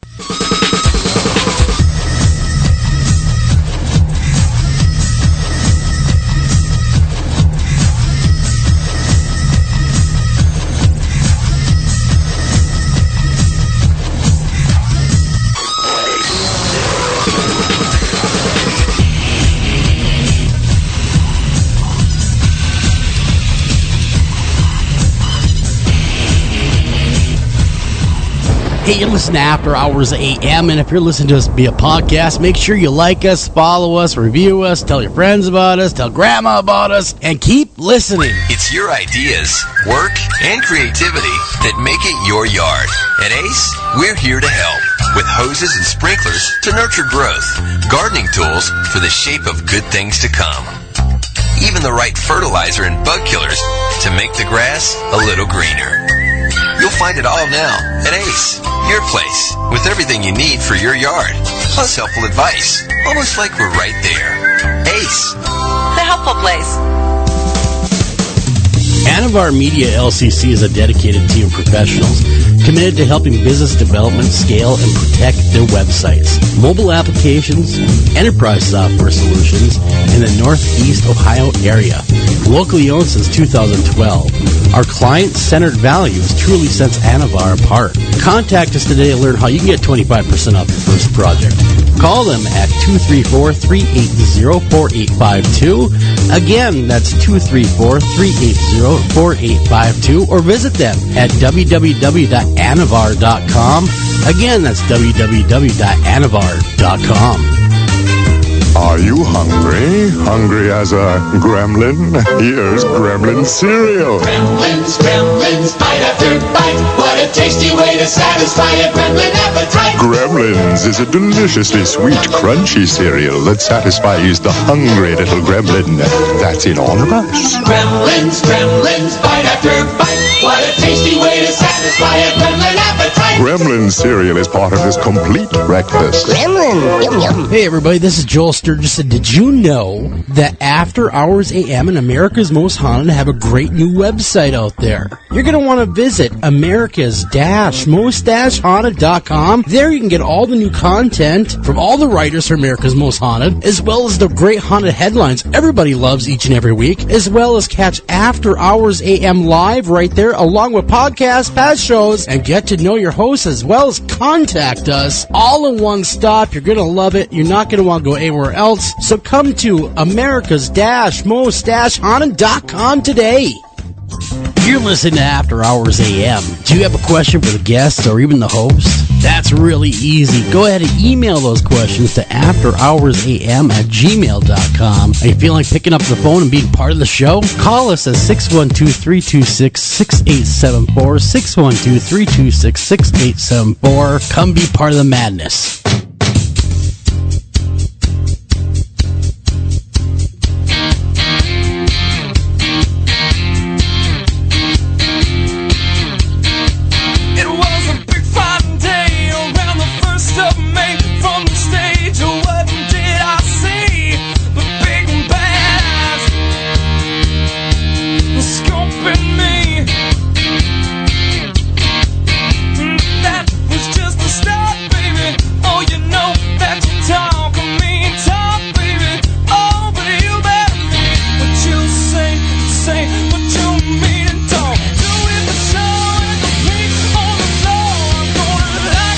And we are back. Welcome back to After Hours AM, everybody. I'm your host, Joel Sturgis. Right along with me, Eric Olsen and Dr. Clarissa Cole. So when we left, we were talking about cannibal cops getting off. People watching a little bit of porn and not want to pay for it, so to speak. We talked about Asian porn. Boy, where we have not gone this episode, I do not know. But hit us up with the next headline, Clarissa? Oh, man, there's some that are so good. Like, I'm going to save a potentially serious one for later because these are just too good to miss. In Pittsburgh, there's a man who's... Wait, I have to get the name of his company correct. I got to look at my notes here. His company is called Doodle Scoopers. Okay? Oh, I heard this story.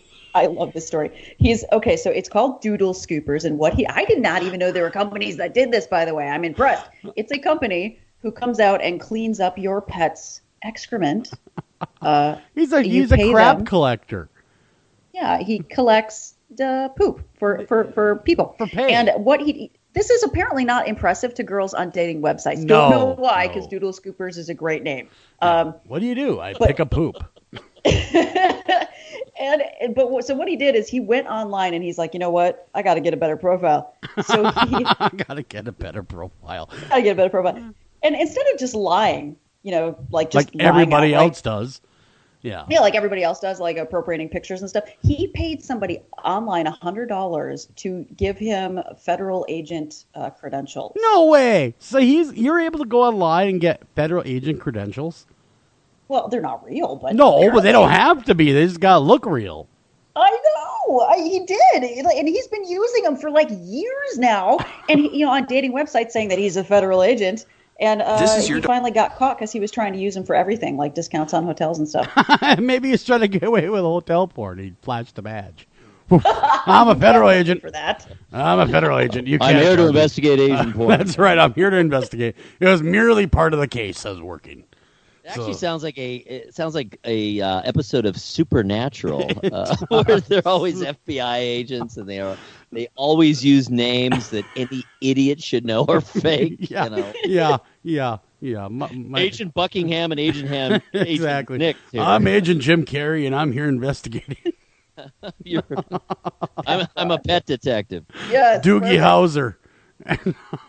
I used to love that show. Yeah. But so anyhow, the guy gets his fake credentials, goes on the dating website to woo the ladies because picking up poop evidently is not a glorious profession in the eyes of the would-be, girls out there.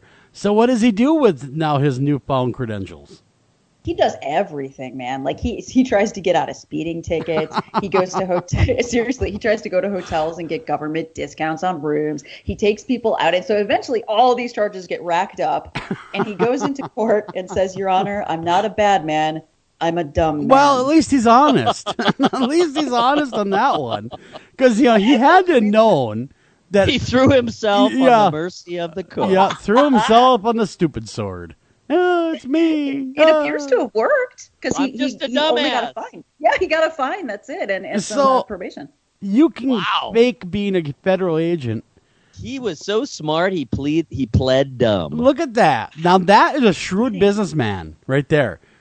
Right there is a shrewd businessman. I give him credit for I that. do. I fined $500, get some probation on the deal, and next few years he'll be right back flashing the badge, knowing that maybe I'll pay $1,000 next time. Wow. Oh, I thought it was saved that in a week. Exactly. Look at me. I'm at Motel 6 getting some free rooms and free porno. All because of this little badge. I can't believe it's just a fine, though. I thought impersonating a federal agent was like a big deal. I would have thought so. I mean, actually, multiple instances over years. Yeah. Years. Yeah. So I mean, if you're all hush hush and you're like to your date, oh, by the way, I'm a federal agent, Fox Mulder. Nice to meet you. I mean, I could see that. Okay, whatever. Agent Mulder and Agent Scully. Exactly. My partner Scully's coming to the door anytime. Cool. Okay. So he ends up getting caught, of course, faking to be a federal agent. He ends up getting justified. That boggles my mind. I thought for sure, reading the story, that faking your credentials as a federal agent would be big-time prison time. I'm talking years. Evidently not. Evidently they're cool with it. Contrition counts. That is the object lesson here, I would say. What are they going to do? Put him in jail that's already overcrowded? What are you in here for? Bought a badge online. Oh, let me out of the cell. This guy's crazy. Well, really? I mean, come on. That's true. And he would go to a federal prison, which would give him more cred. Yeah. He went on to explain, I just wasn't getting enough tang as a pooper scooper. Not just for astronauts anymore. My Tinder efforts were failing miserably as a yes, pooper scooper. yes. My POF profile just was not looking glorious enough. Evidently, they do not like the poo. Come on in, Ashley Madison. No, not you. You're a poop scooper. We'll take anybody except for you. Okay, what's next? All right, this is another Florida woman, and this is just, I love this one too. So Deltona, 30-year-old Deltona woman was arrested Monday afternoon after a 3-year-old grabbed her loaded gun and shot out the window of a car parked at a church school. Say what? What you talking about, Willis? That toddler is badass. Was it her 3-year-old? I think so. I believe it was, yes. And she said that she told investigators she was walking in the parking lot. Maybe it wasn't, with some other parents when she heard a loud bang. She didn't. Okay, first of all, she said she didn't immediately realize it was gunfire. Really? Yeah. How do you not know that's gunfire? You know, it ain't the 4th of July, lady. You know, like in a church parking lot. And you are in Florida, the land of guns and crazies, evidently, according to what we've been reading lately. I love you, Florida, by the way. At first, I thought it was the wrath of God. Yeah, first I thought the apocalypse was coming. I thought we'd be killed or worse. And then I realized my 3-year-old grabbed my Smith & Wesson and was only shooting at some pop cans off the bridge over there. What's the big deal? Oh, my God. So she goes to her car. Right. Yeah, it had to be her kid. So she goes to the vehicle to check on the child and walked around the parking lot some more. She returned to the vehicle, took the child to school to go into the bathroom, not realizing anything was wrong. Then she heard glass crackling and noticed that the front driver's side window was shattered. Wow. Damn.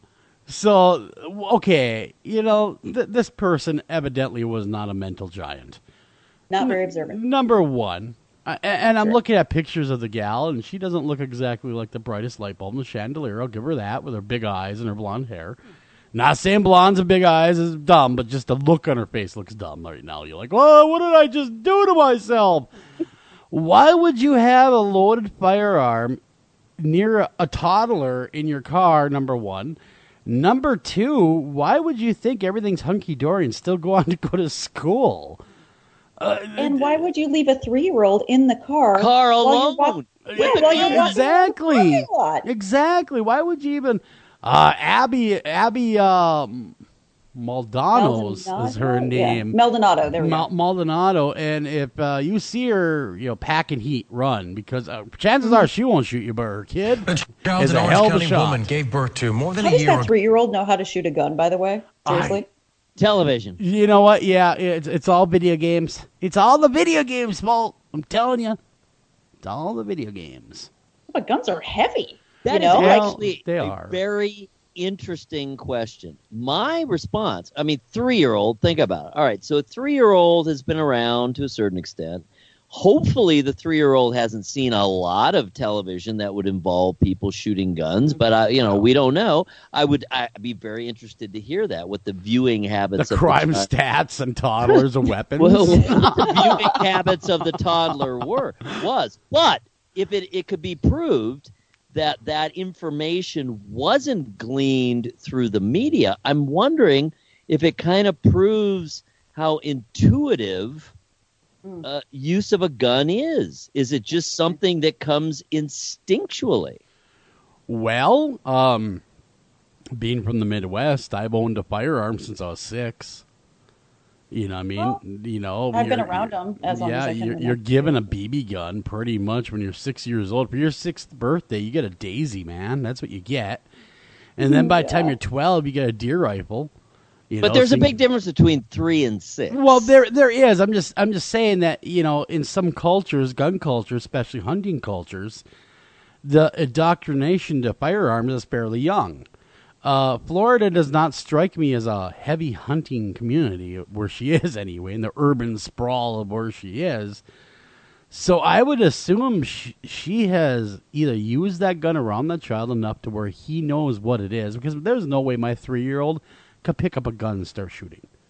Right. She wouldn't know what to do with that thing. She'd look at it and go, oh, what a shiny. And she'd put it down and start talking about Frozen, is what she would do to me.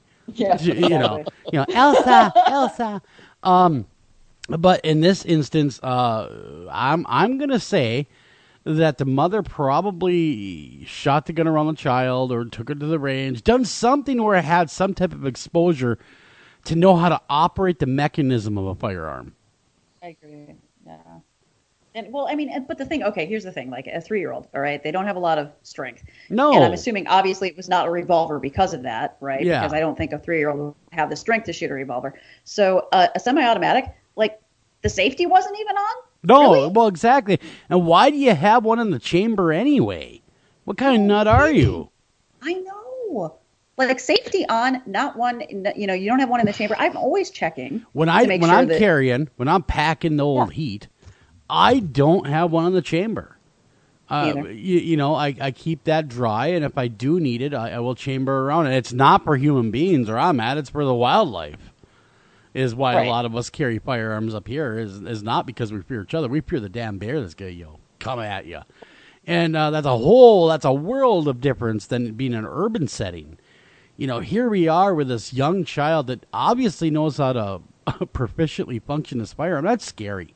That is really a scary state of affairs. Well, weren't you taught though, Joel? Like, because I agree with what you're saying, like with the BB guns and the Daisy, all that stuff. Like, weren't you taught at a very young age? Because I actually have memories of my dad breaking down a gun and cleaning a gun when young memories.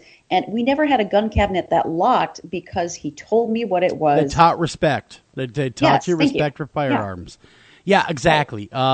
When I was growing up, it was hunting culture, of course. So I only associated guns with hunting. I didn't associate with killing people when I was young.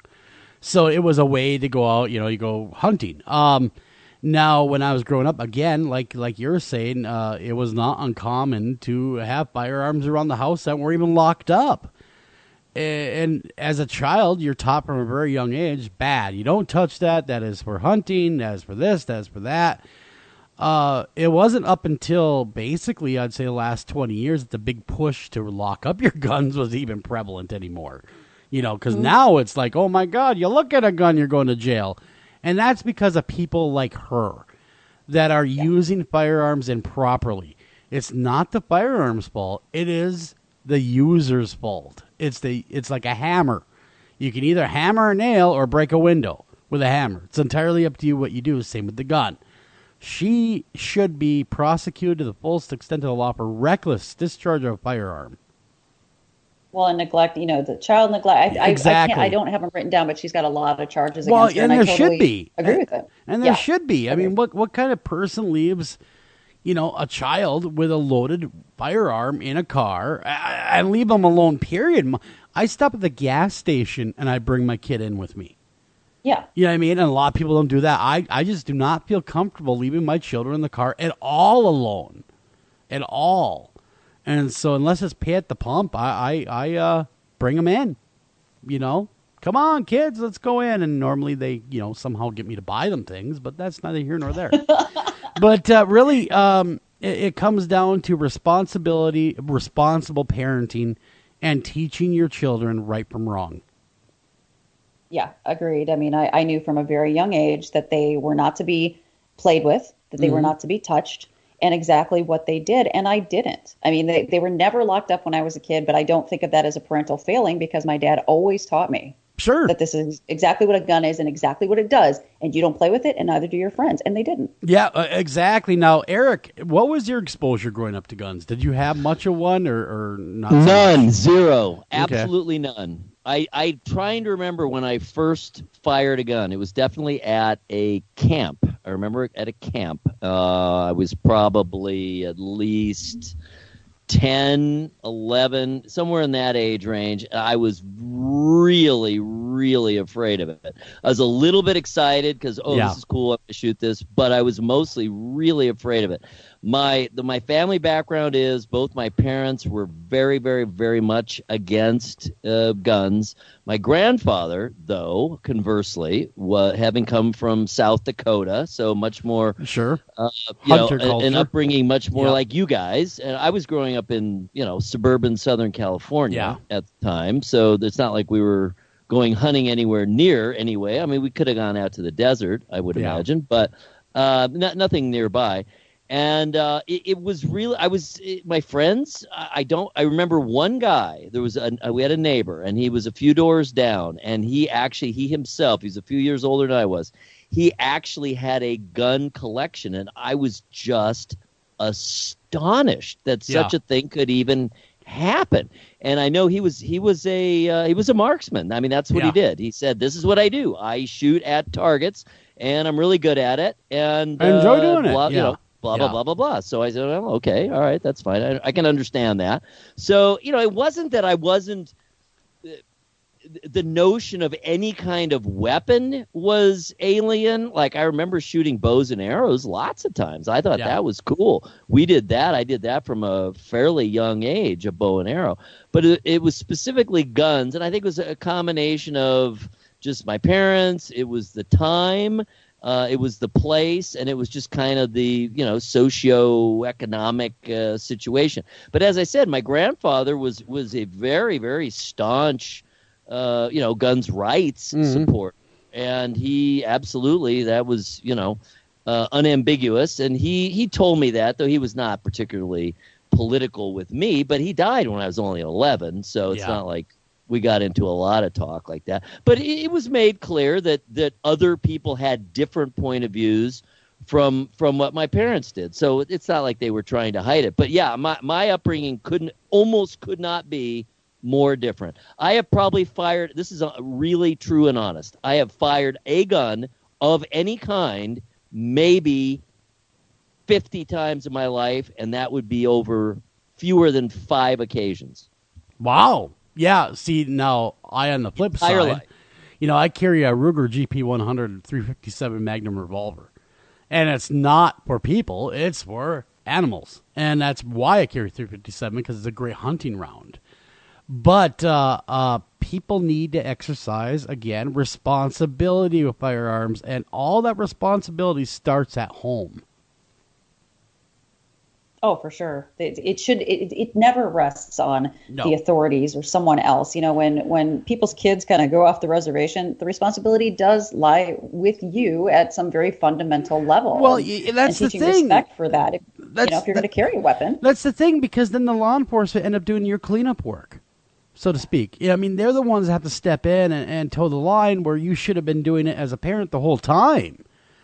Because, again, it all comes down to how it's used and how it's taught to be used. Yeah, this story makes me actually, to some levels, it's very disturbing that would even happen, period. Okay, moving along. We got 10 minutes left. All right. So you know what? There's a big epidemic out here in California prisons, and I'm assuming that it's kind of the same in Minnesota and Ohio. I don't know, but with cell phones, with prisoners getting cell phones.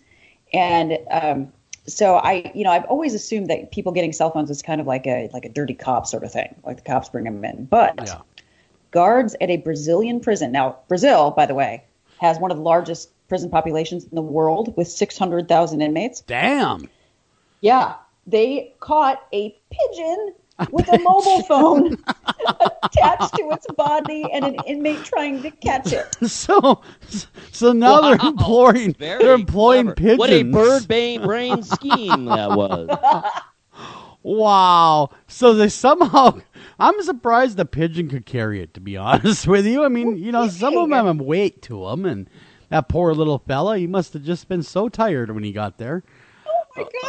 And then imagine, okay, so all I can think is like this bird flying into the yard and them watching this prisoner trying to capture this bird, and then all the officials trying to capture this bird. It's a Monty Python skit. Yeah, that's not conspicuous at all, a bird flying over the cell phone. No, not one bit.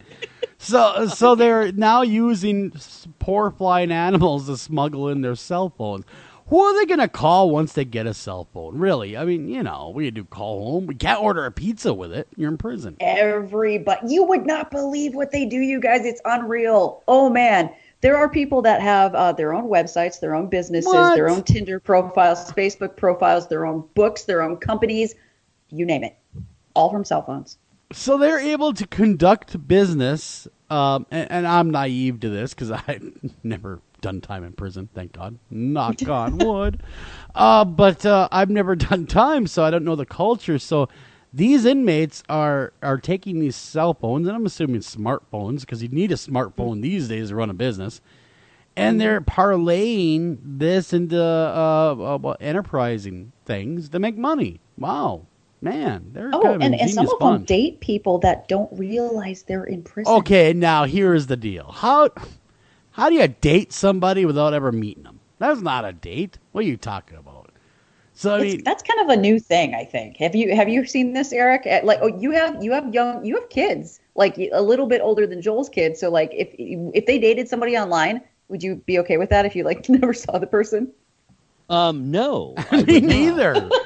Man, I vote no on that. That's for sure. No, I think mine are a little more savvy. I mean, I don't know. I could be wrong, but I think they're probably.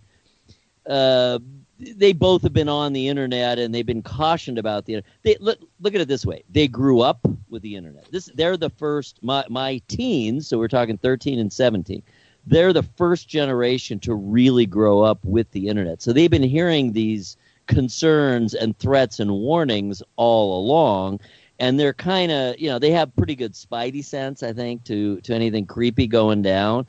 And I think probably most, though certainly not all, kids in that age range probably do as well. That doesn't mean people can't be self-deceptive. I think that's a lot of what happens too, is they want to believe, right? They want to believe so much that someone would be interested in them, that they overlook the spidey sense. But no, I would certainly be utterly against that in every way. But you know what it shows?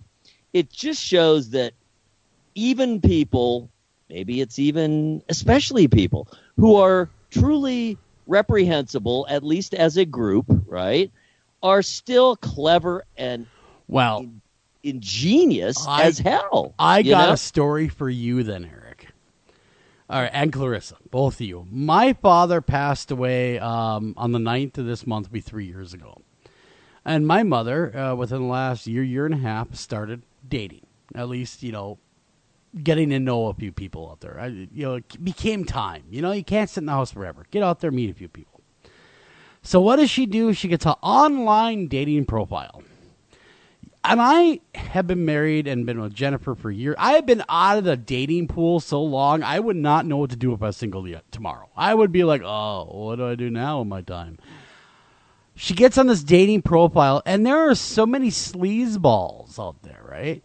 That every guy she ran into, and this is for a senior dating website, Our Time website, was running into nothing but con artists left and right, and every one of them would get to know her, and of course her hopes to get up, I'm meeting this guy. And they're always these faraway lands, right? They're all engineers. Every one of them have these big title jobs, right? And at the end of the day, though, she get to talk to him maybe about a week later. Next thing you know, they're saying, will you wire me some money? Every one of them now, thankfully, she met a person in the real world that she started to date, thank God, that she happened to run into at Walmart of all places. But thank God she met someone that's living, breathing, that whole thing.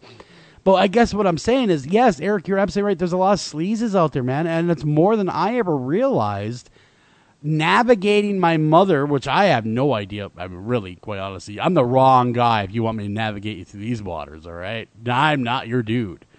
But watching her fall prey to just the hopes, getting the hopes up that this is real, it's heartbreaking. And I guess my answer would be to your question is no, I'd want to meet the individual. I'd want to see who you are, what you're about in real life. I would not date anyone online. Nor would I let my children, or my mother for that matter, date anybody online. Strictly online. Oh, man. Eric, you actually met this. You met this. I met my significant other on Facebook. Well, see, now, wait a minute. That's but different. You were looking. That's the exactly. point. No. You had a common interest. You were exactly. Similar goals. I was not looking to date. No, not at all. No. Joel, exactly right. The bottom line is this. You can meet people anywhere, including online, and they can be exactly what they seem to be and what they present themselves as online. But I would say much more often than not, that's when you're not in that looking environment. Exactly. You are engaged in some sort of activity. You're doing your thing. You're pursuing your goals. I met lots of people, who I then met in the real world, and every one of them was who they presented themselves to be, but they were all writers for a website that I ran. Well, exactly. And the thing of it is, I know we're running time here, but the dating world online, and Clarissa, you're excluded because you were friends with them on Facebook. You could talk to other people that, oh, yeah, I met him before. He's a nice guy. That's true. When you go on this websites for specifically for dating, well, let me tell you guys, and all the listeners, be careful. There's a lot of sleazes out there, and every one of them wanted her to wire the money to a Nigerian bank account. Send me some Nikes and some jeans. Yeah, exactly. So, be careful.